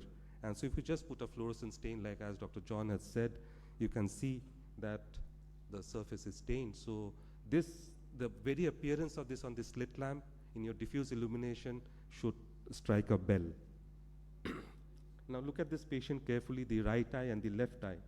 So this was a patient who had undergone cranial surgery for a tumor, and you can see that the left eye is not blinking. So this is very obvious. Sometimes the blink rates are very partial. So they are not completely, the eyelids are not getting opposed. So while talking, because this patient is looking to the camera, so he's conscious, but while taking history, you look at the eyelids, see how the patient is blinking, whether the blinks are complete, whether the blinks are partial, whether he's not blinking at all. Sometimes you can miss something, you can miss an ocular surface disease etiology if you don't pay attention to the blinks. Then the eyelids, for all intraocular surgeries or even for patients who are coming with symptoms of ocular discomfort, you look. So this is very typical of, this is known as a collarate, very typical of staphylococcal. And if you see dandruff-like, dribblings on the eyelashes, this is seborrheic. And here, which we are lately recognizing to be an important cause of blepharoconjunctivitis and even marginal keratitis, is this sleeve-like lesion, which is actually a demodex. So sleeve-like or collarate cylindrical dandruff, which is also called demodex. So these are some things which you do by careful looking at the in the slit lamp. Allergic eye diseases already Dr. John has said. This conjunctival, these are very obvious signs like papilla and everything. This conjunctival pigmentation. Sometimes, the parents will bring a child and the child is not letting you examine or evert the eyelids. If you look at this kind of a dirty conjunctiva and this kind of brown dot-like pigmentation, it indicates that this patient has got allergic eye disease, VKC. This was one of the signs that has been reported from tropical countries, from SN way back in late 90s. And of course, these are very obvious, like a shield ulcer or the limbal papillae, and this is the extreme forms that even an allergic eye disease can lead to blindness as limbal stem cell deficiency or keratoconus. So these are subtle things that you need to find out. Pay attention to this conjunctival pigmentation. Then if the patient comes with with a history of chemical injury, then you need to look at the limbus. Also you need to, I don't have the photograph there, so you need to look at the limbus and also put a fluorescent stain to map out the extent of conjunctival staining and the corneal staining. So this would give you a very good indication. This limbal ischemia may not be evident on the first day at presentation, maybe and after first or second, third days. In chemical injuries, be very particular to evert the eyelids to see if there is any lime particles, which is the most common form, trapped into the fornix, because these would need to be removed. So only irrigating the surface is not enough. You need to evert the eyelids and pick out each of those lime particles that are trapped in the fornices. If you see a lot of necrosis there, you need to excise them. Even for a child who has come with a limbal stem cell with a chemical injury, it's always a very good idea to do an examination under anesthesia and evert the eyelids, take a cotton bud and sweep it along the fornices to take out all those lime particles. And sometimes when you have severe acid injuries, it can give this kind of complete limbal ischemia, anterior segment ischemia.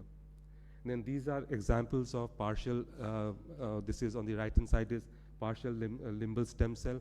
Looks like a pterygium, but this is actually a pseudo-pterygium that you come across in books. And out here you can see that the entire cornea has been covered by a pannus. The conjunctiva has encroached on the cornea, and this is a total limbal stem cell deficiency. But the surface is wet, and you need to distinguish this wet from the dry surface. This is from Stevens-Johnson syndrome, because the treatment plans would be different. And here also you need to evert the eyelids. So these white deposits that you see, these are not concretions, these are keratins. And this keratin can erode the surface of the cornea for a long time and lead to this kind of a complete dry keratinized corneal surface. Sometimes this patient can be mistreated as a corneal ulcer, non-healing corneal ulcer.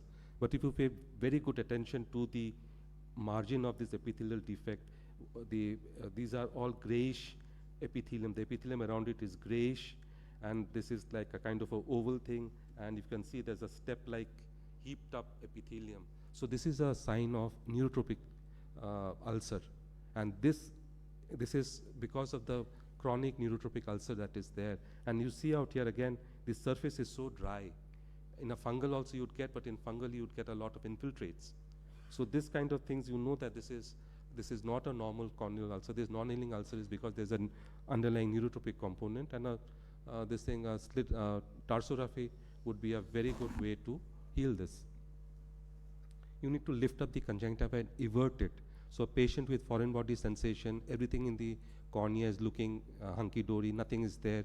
You evert it and you might find a lot of things. You might find this kind of concretions, and these concretions would cause those symptoms. Or like in this patient who had custom ocular prosthesis. Now, okay, it's an ophthalmic eye, patient is using a prosthesis, but patient is having complaints. So don't attribute it to the prosthesis. Evert the eyelid first, see if this what you call giant papillae are there, and then you know that probably the surface of the prosthesis is dry, it's not polished, and that is how you need to do it. So you need to evert the eyelids. So everting the eyelid is also a very basic step in your evaluation.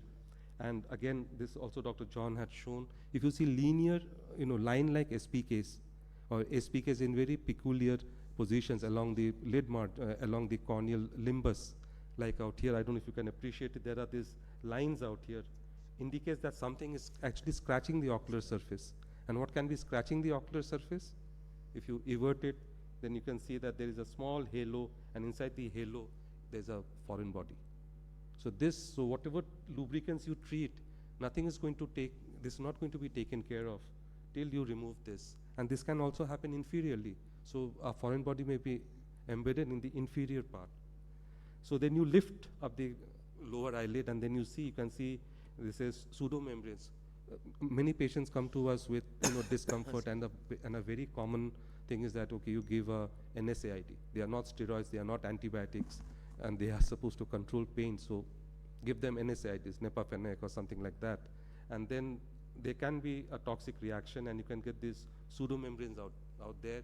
If a patient with viral conjunctivitis with very swollen eyelids, very severely symptomatic, evert the eyelids, and then you can see that there is a pseudomembrane there. Or if there's no history of viral conjunctivitis, but patient still has a lot of symptoms, sticky discharge, you can have something which is known as ligneous conjunctivitis. This is not commonly seen, but again, this can only be diagnosed if you evert the eyelids. So again, the importance of everting the eyelids. Sometimes we all know that in a normal patient, the upper 2 millimeter till the upper 2 millimeter, the upper eyelids cover the ocular surface. So if there is a superior limbic keratoconjunctivitis, you're going to miss it until and unless you lift up the eyelid and see the superior bulbar conjunctiva that is congested. And if you stain it, then you will find that the stain is limited to the superior part of the cornea.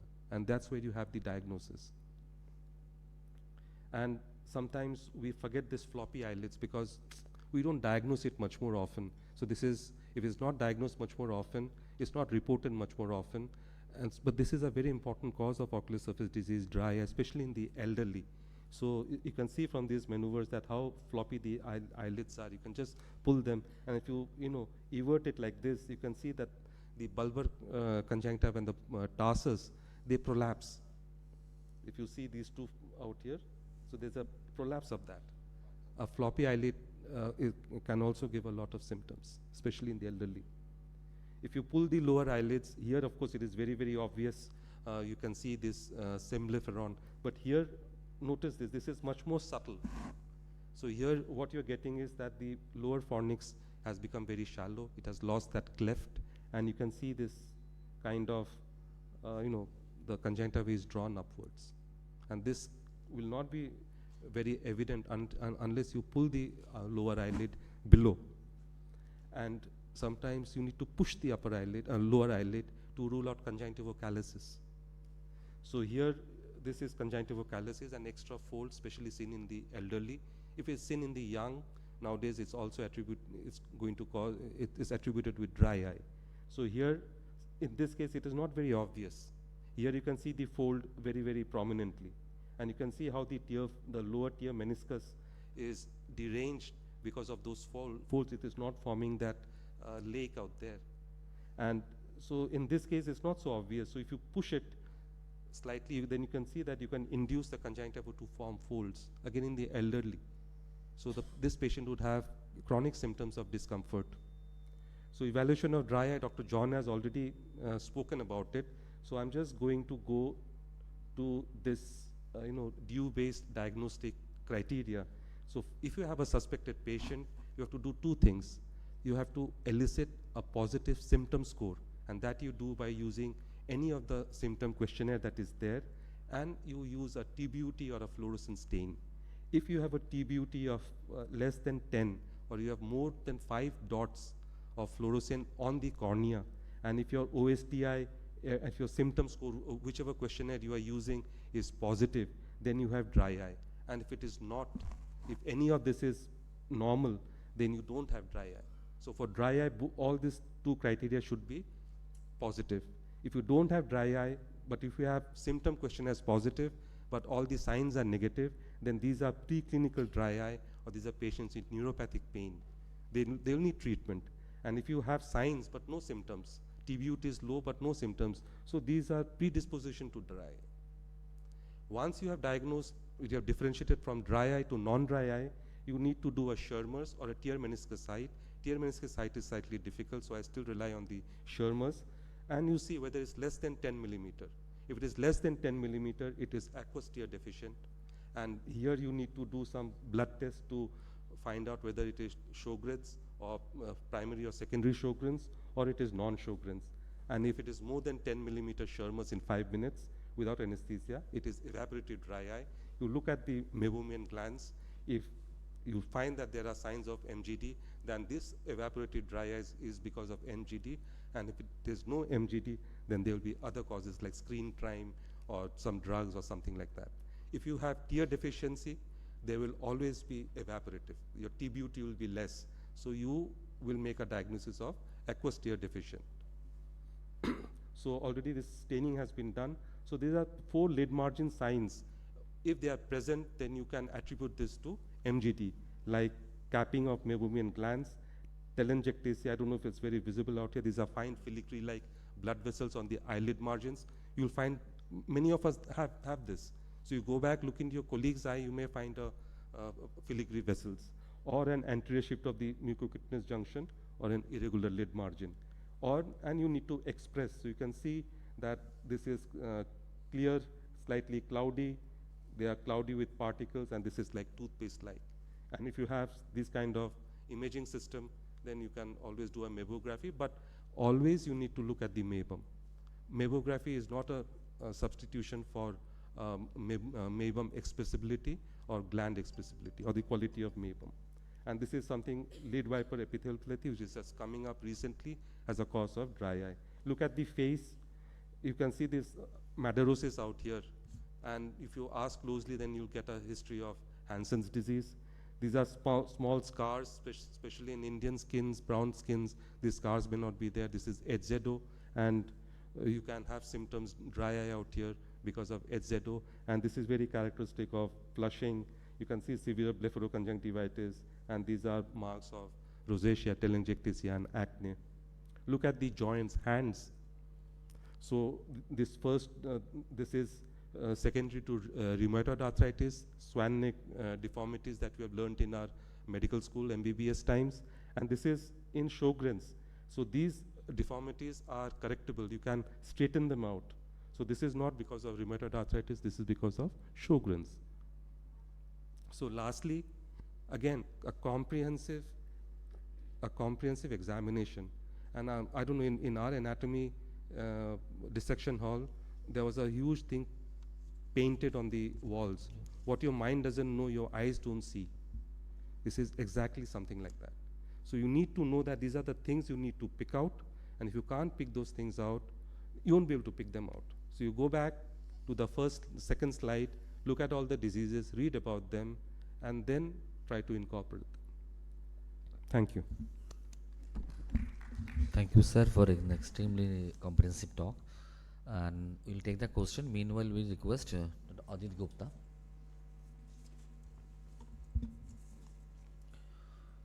So next talk will be by Dr. Adit Gupta. He is in private practice. He is in cornea and ocular surface consultant in Mumbai Eye Plastic Surgery, and he will be, deliver the talk evaluation of the lacrimal system.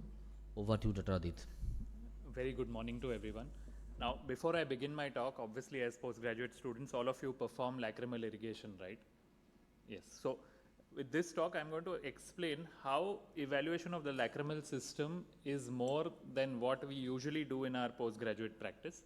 But before we begin, we need to know or clarify basic terminologies, that is lacrimation, which could be hyperlacrimation, which causes watering from the eyes, epiphora, which means basically overflow of tears, which could be anatomic or functional, and then how lacrimal system is divided into two parts, that is the secretory system and the excretory system. So now I'm going to take you through a lot of pictures to make you understand better how this system works. A lot of it has been covered by my colleagues about the ocular surface, so I'm going to focus more on punctal pathologies and lacrimal system, excretory system pathologies. But the lacrimal system basically is a very big system. It encompasses right from the lacrimal gland, the whole of the ocular surface, that is the tear film meniscus, the conjunctiva, the eyelids, the muscle, the orbicularis muscle, and then going down to the punctum, canaliculi, and the lacrimal sac. Now, the most important part of this system for it to maintain a balance between secretion and excretion is the orbicularis muscle. And as we can see here, the orbicularis muscle basically converges onto the medial canthal tendon, goes ahead and behind it, and forms the muscle of Riolan, which basically helps squeeze the tears from the canaliculi into the lacrimal sac. So this happens with the blink reflex. So now if we were to describe the lacrimal system and make it into three parts, one is the secretory, the number 1 is labeled against it, it's the lacrimal gland. You can see this is the lacrimal gland with all the ductules entering into the superior temporal fornix. The accessory glands of Krauss and Wolfring, which lie along the phonacial conjunctiva and at the apex of the tarsus. Now, the second part is the ocular surface or the tear film, which is spread all over the eye. And the third part is the punctum, the canaliculi, and the NLD. So depending on where the pathology lies, if it is in the secretory part, we classify it as hyperlacrimation, which could be reflex in response to some stimuli, or sensory, which is because of a CNS pathology or because of aberrant regeneration of the nerves. If it is excretory in pathology, it is called as epiphora because it is because of the imbalance between the two systems, and it could be either functional or anatomic, and let's see how to differentiate between the two. Before I proceed, I'll show you this wonderful video where I'm staining the lacrimal gland with a fluorescein strip, and you can see how you can see actually the excretion of tears from the lacrimal ductule. So you can see that the tears are flowing down, how they go along the eyelid from the lateral canthus to the medial canthus. And then with each blink, because of epiphora in this patient, you can see them going down the tear trough that is on the skin, causing dermatitis. Part of them are also going into the punctum and the canaliculi. So this simple test with the help of a fluorescent strip can be done on any slit lamp. I have just recorded it with a video, that's why it looks very fancy. But coming to what causes epiphora. So punctal disorders are known to cause epiphora now in recent times more than even nasolacrimal duct disorders. So as students, we always believe that oculoplasty is just restricted to DCRs and DCTs, right? But nowadays in private practice and even in other busy oculoplastic clinics, we see that punctal pathologies, because of ocular surface disorders, secondary to ocular surface irritation, are becoming more and more common, especially in post-cataract surgery patients, drug-induced punctal pathologies, and cicatrizing disorders. Apart from that, punctal pathologies lead to a spillover into the canaliculus as well. So you can get canalicular obstructions because of punctal etiology or because of recurrent viral conjunctivitis, because of herpes zoster, because of multiple anti-glaucoma medications. Coming to the favorite of ours, that is the nasolacrimal duct pathologies, I'll keep that for later. But then lacrimal pump weakness as we age, pseudoepiphora, nasal diseases, and then aberrant nerve regeneration come down the list. Now, how do you evaluate the lacrimal system? In this case, the diagnostic is mostly clinical. You need very few equipments, you need very cheap equipments to diagnose any pathology of the lacrimal system. You don't need very expensive equipments like you do for specular microscopy. But there are certain adjunctive tests which we should know as students, which are of help when a clinical diagnosis cannot be made conclusively. These tests are needed maybe in 5 to 10% of the cases. So these tests are dacrocystogram, dacroscintigraphy, an OCT which can be used to image the punctum now, and nasal endoscopy, which nowadays is catching vogue amongst oculoplastic surgeons. Now let us go to certain case scenarios which help us understand why looking at the punctum is very important. Now this is a 40-year-old male coming with recurrent redness and watering, no discharge. But you can see this is, if you look at the date, this is June 2023 and this is 2024 recent March. So you can see in June he was quiet, and then in March you see the punctum is showing inflammation. There are a lot of follicles, congestion of the bulbar conjunctiva. But even here, if you see, there is a ring of whitish tissue around the punctum. Now this should tell you that there is some basal inflammation going on, and this is now classified as inflammatory canalicular disease or ICID. This is very commonly seen nowadays post cataract surgery, maybe because of drug induced ICID, or post dry eyes or ocular surface diseases. This responds very well to topical therapy if caught in time. If not caught in time, this can lead to canalicular stenosis and obstruction, which can be irreversible. Similarly, in ladies, if lot of eye makeup is applied along the eyelids, you can see the eyelid makeup almost going into the punctum. So this certainly again leads to inflammation of the punctum and causes inflammatory canalicular and punctal disorders and punctal stenosis. So this needs to be stopped in time, and the patient needs to be started on anti-inflammatory, maybe steroids or long-term immunosuppressive drugs. Third, this is very commonly seen. This is a clear-cut case of punctal stenosis. If you look at the corresponding OCT, you can see that there is a slit-like punctum opening here if the OCT passes through this. And this can be treated, traditionally we used to do 3-snip punctoplasties, or nowadays we do punctal dilatations or Monoca intubations for these cases. If caught in time, again it has very good prognosis. Sometimes repetitive surgery is needed, but this is one of the commonest causes of epiphora. Now this was an 18-year-old female who had watering since birth. Okay, she was watering since birth in one eye. If you evert the eyelid and see, the upper punctum is almost not present, but if you go further away, you can see a small area of trans illumination if the light is focused. So this is a case of punctal membrane, or also called as idiopathic punctal membrane of the external variant. If you look at the corresponding OCT, there is a membrane here which after you puncture it, there's no fancy surgery required here, you just need to take a punctum dilator or a 26 gauge needle, and on that membrane you just need to make a puncture, and sometimes fluid comes out because there's a lot of fluid accumulated within the canaliculus, and these patients have very good prognosis. Now these are all pathologies of the punctum which can also have sort of implications on the canaliculus, but sometimes in cases of functional epiphora, you might not have any of these evident pathologies. So how do you distinguish between those? Now before going there, look at this gentleman who was 50-year-old male, had a very good cataract, uneventful cataract surgery, but complains of watering after that. Now what was missed is the laxity of the eyelids. If you see, there is a notching or peaking of the eyelid, a hammock effect there, which sometimes because of the speculum used during cataract surgeries can lead to transient orbicularis weakening. So usually these patients need to be conservatively managed for 3 to 6 months and then dealt with if the watering persists. But subsequently, if you look at this same person, if he ages up to the age of 70, this goes down further and this will lead to gross epiphora. So they certainly need some amount of surgery before going ahead or doing any other intraocular procedure. Now, how do you diagnose lid pathologies? These also can be diagnosed with very simple tests. This is the snapback test, where you pull the lower lid down and let it snap back into its original position. Now in this lady, you can see that it has not snapped back completely. There is a mild grade of ectropion, so the snapback test is positive. If it doesn't snap back on its own, but snapbacks after a blink, then there is certain laxity, and sometimes even with blink, it doesn't snap back, so that needs ectropion correction. But even fluorescein dye instillation in these cases and asking the patient to blink right in front of you gives a huge clue, because you can see instead of the dye falling out from the medial canthus, which happens normally, here the dye is coming out of the lateral canthus. So this signifies lateral canthal tendon laxity, which needs to be corrected, and it is an identifiable cause of epiphora in age groups or where there is a lateral canthal tendon laxity. As Dr. Samrat pointed out, even floppy eyelid syndromes have this epiphora from the lateral canthus. Apart from this, there is something called as the distraction test, which is again a sign of eyelid laxity, where you pull the eyelid away, and if that eyelid can be distracted beyond 6 millimeters, then the distraction test is said to be positive and is a sure shot sign of sure shot indicator of epiphora being because of the eyelid laxity.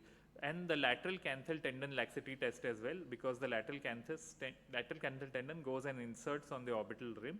So if you can pull the lateral canthal tendon towards the lateral limbus and it comes up to that margin, that means the lateral canthal tendon is lax and you need to fix it as to treat the epiphora if the patient has any.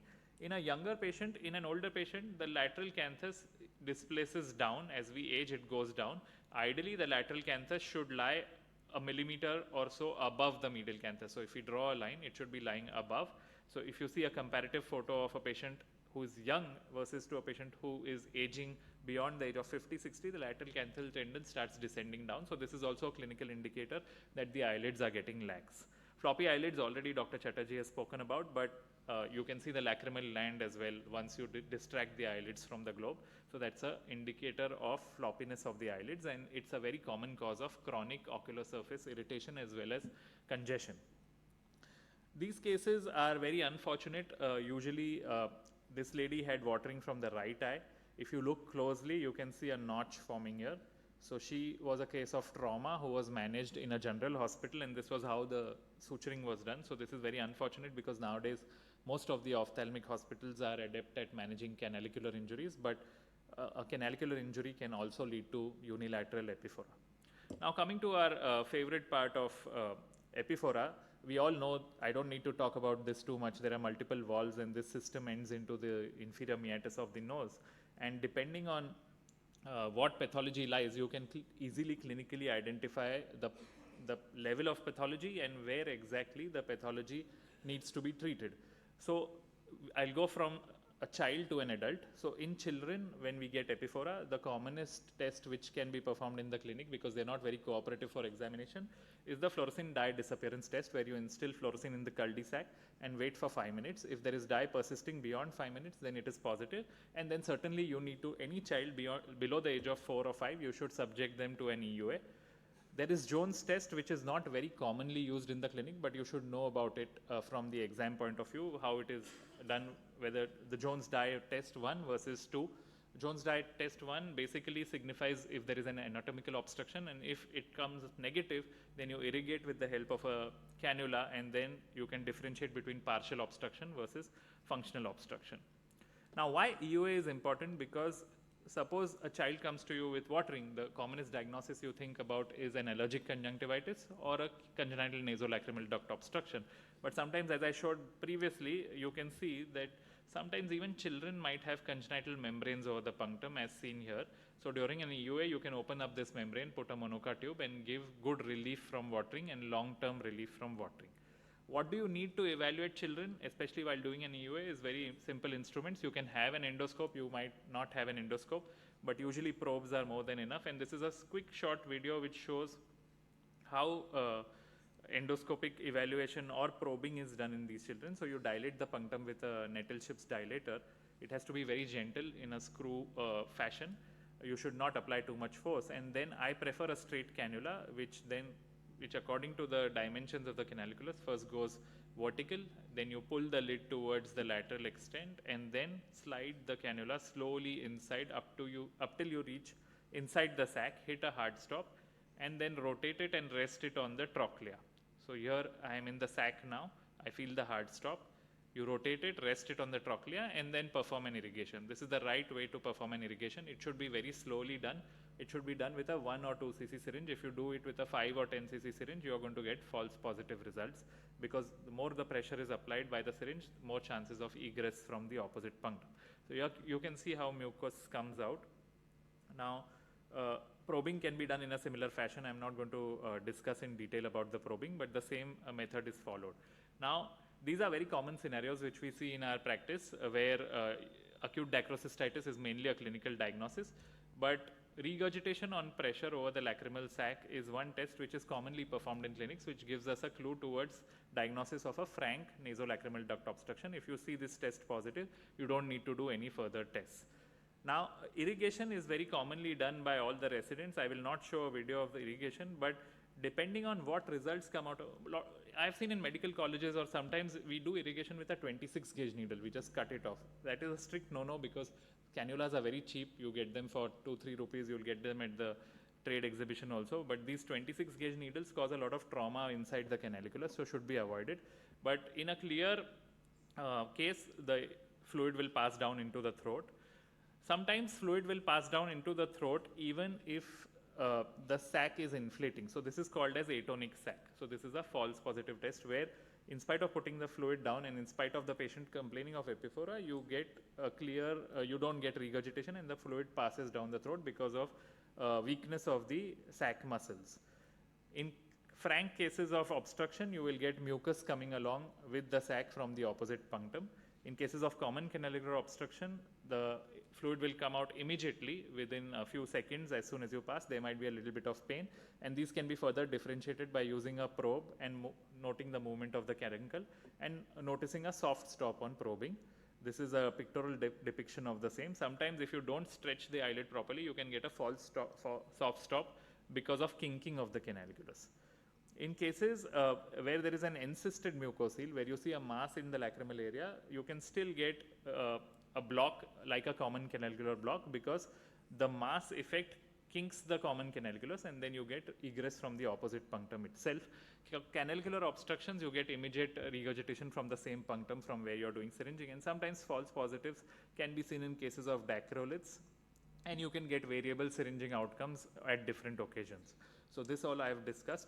I'd like to end this talk by saying that if at all you want to use an adjunctive test, now cone beam CT scan, which is basically a dental scan where the patient is sitting in a physiological position, you instill dye in the cul-de-sac just like you instill eye drops, and then you notice you acquire acquisition images all around the patient, and you get very beautiful images of the canalicular as well as the nasolacrimal system. You can see even 3D reconstructed images showing a diverticulum as seen here. This is an outpouching from the lacrimal sac. This is a diverticulum which can be then 3D reconstructed and helps us in management surgically. But the gold standard, if you want to know about the physiology as well as anatomy, now is digital subtraction dacryography. So this is basically just like how angiography is done. With the help of an angiocath cannula, you go in and instill the dye and acquire fluoroscopic images, just like how a C-arm is used for orthopedic surgeons. And then you get very beautiful images as you see here. This is the whole lacrimal system delineated. Here you see a stenosis of the lacrimal system, so some part of the dye has gone back. Here you see outpouching of the lacrimal system. Here there is a dacrylith which is obstructing this, and here you can see a stenosis right at the mid-level of the sac. So there are different management varying depending on where the blockage lies, what the blockage cause is, and whether the eyelids or the ocular surface is involved. This is just a small empiric diagram which shows the management. And to summarize, most important part in evaluating the lacrimal system still remains clinical examination and history taking. You don't need too many equipments. Maybe in 5% of the cases you might need the adjunctive therapies, adjunctive diagnostic modalities which I spoke about. In a child with epiphora, if you're not sure and if you're on the borderline, always perform an examination under anesthesia, because you're looking at long-term prospects. Digital subtraction dacryography is the gold standard if you are not sure about the diagnosis or if it is a complicated case. And always examine the adnexa before you directly jump on to perform lacrimal syringing or irrigation. Thank you.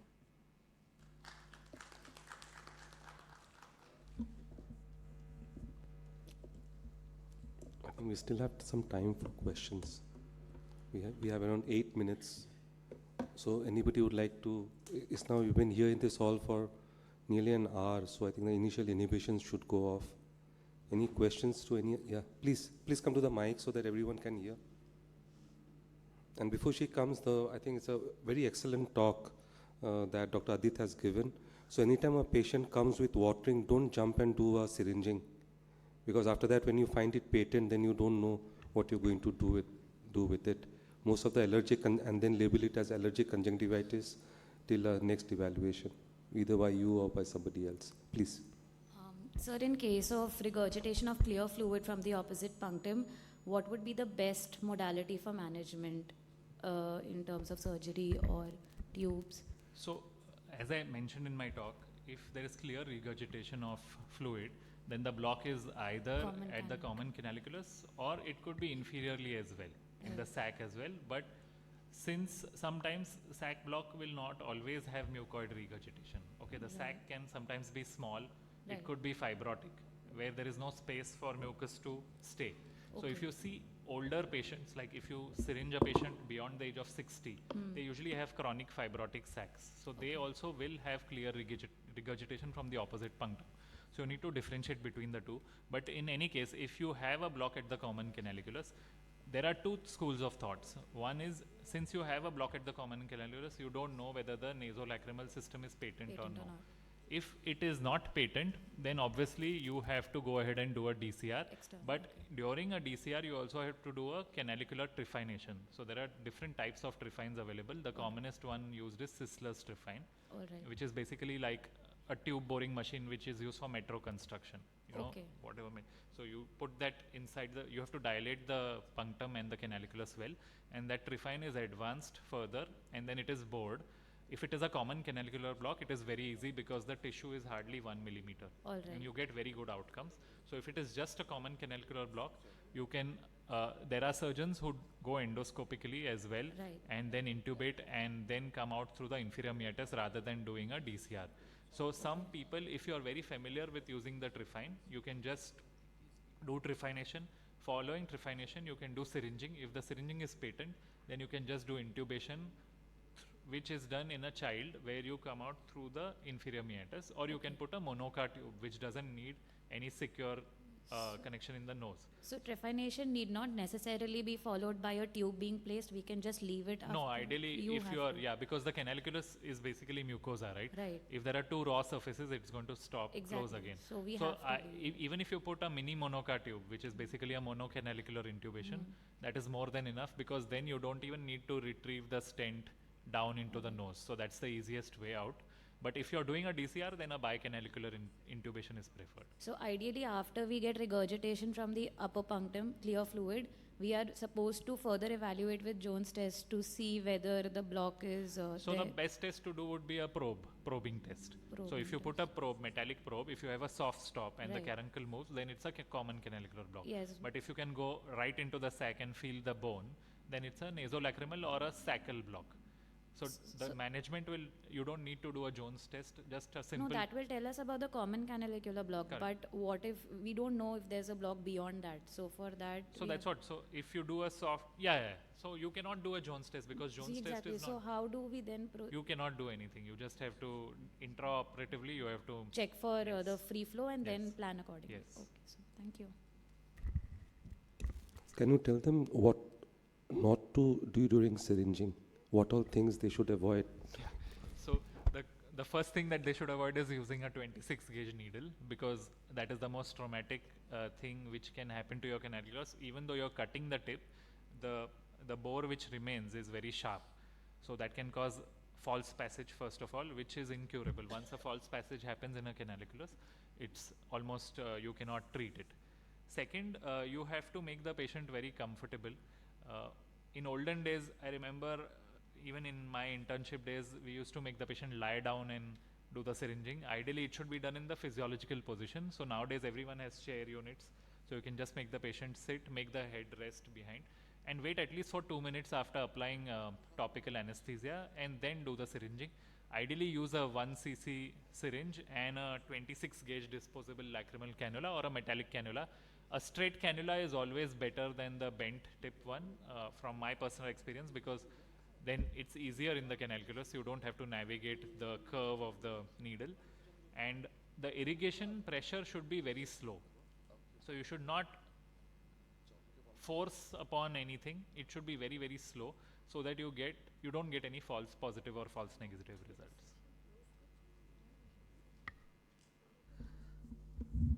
I think all are waiting for Any the next other? session. There's still how many minutes? There's still 2 minutes. Anybody would like to follow up on that question?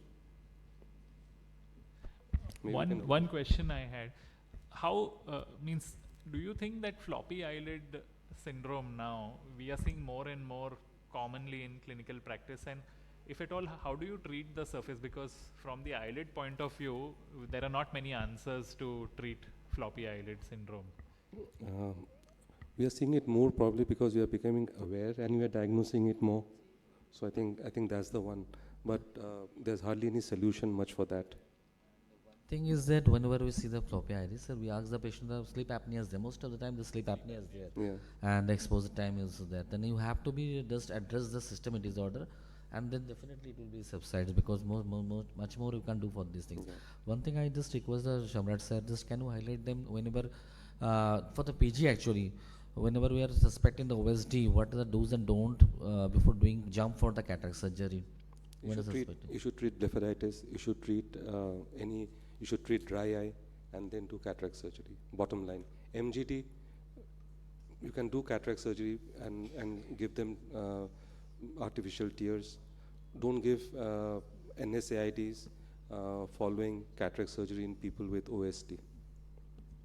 Yeah, I think most, and sometimes if it is needed, suspect the patient has some autoimmune disorder, never hesitate to take the clearance from the immunologist, and it should be done in the proper immunosuppression conditions, especially oral steroid, and if needed, the systemic immunosuppression. Specifically, we're dealing with the OCP patient, it should be the immunosuppression should be there. Otherwise, the patient landed up with them, and never hesitate to put a suture in the shade of your egos, and whenever the suspect the count is very thin, then put a suture at the wound. If you do the clear cornea too also. And also punctal occlusion. That's very That's and this very simple thing make the change the lifestyle of the patient. We'll conclude the session. Thanks for everyone for your kind participation. We should have a good photo.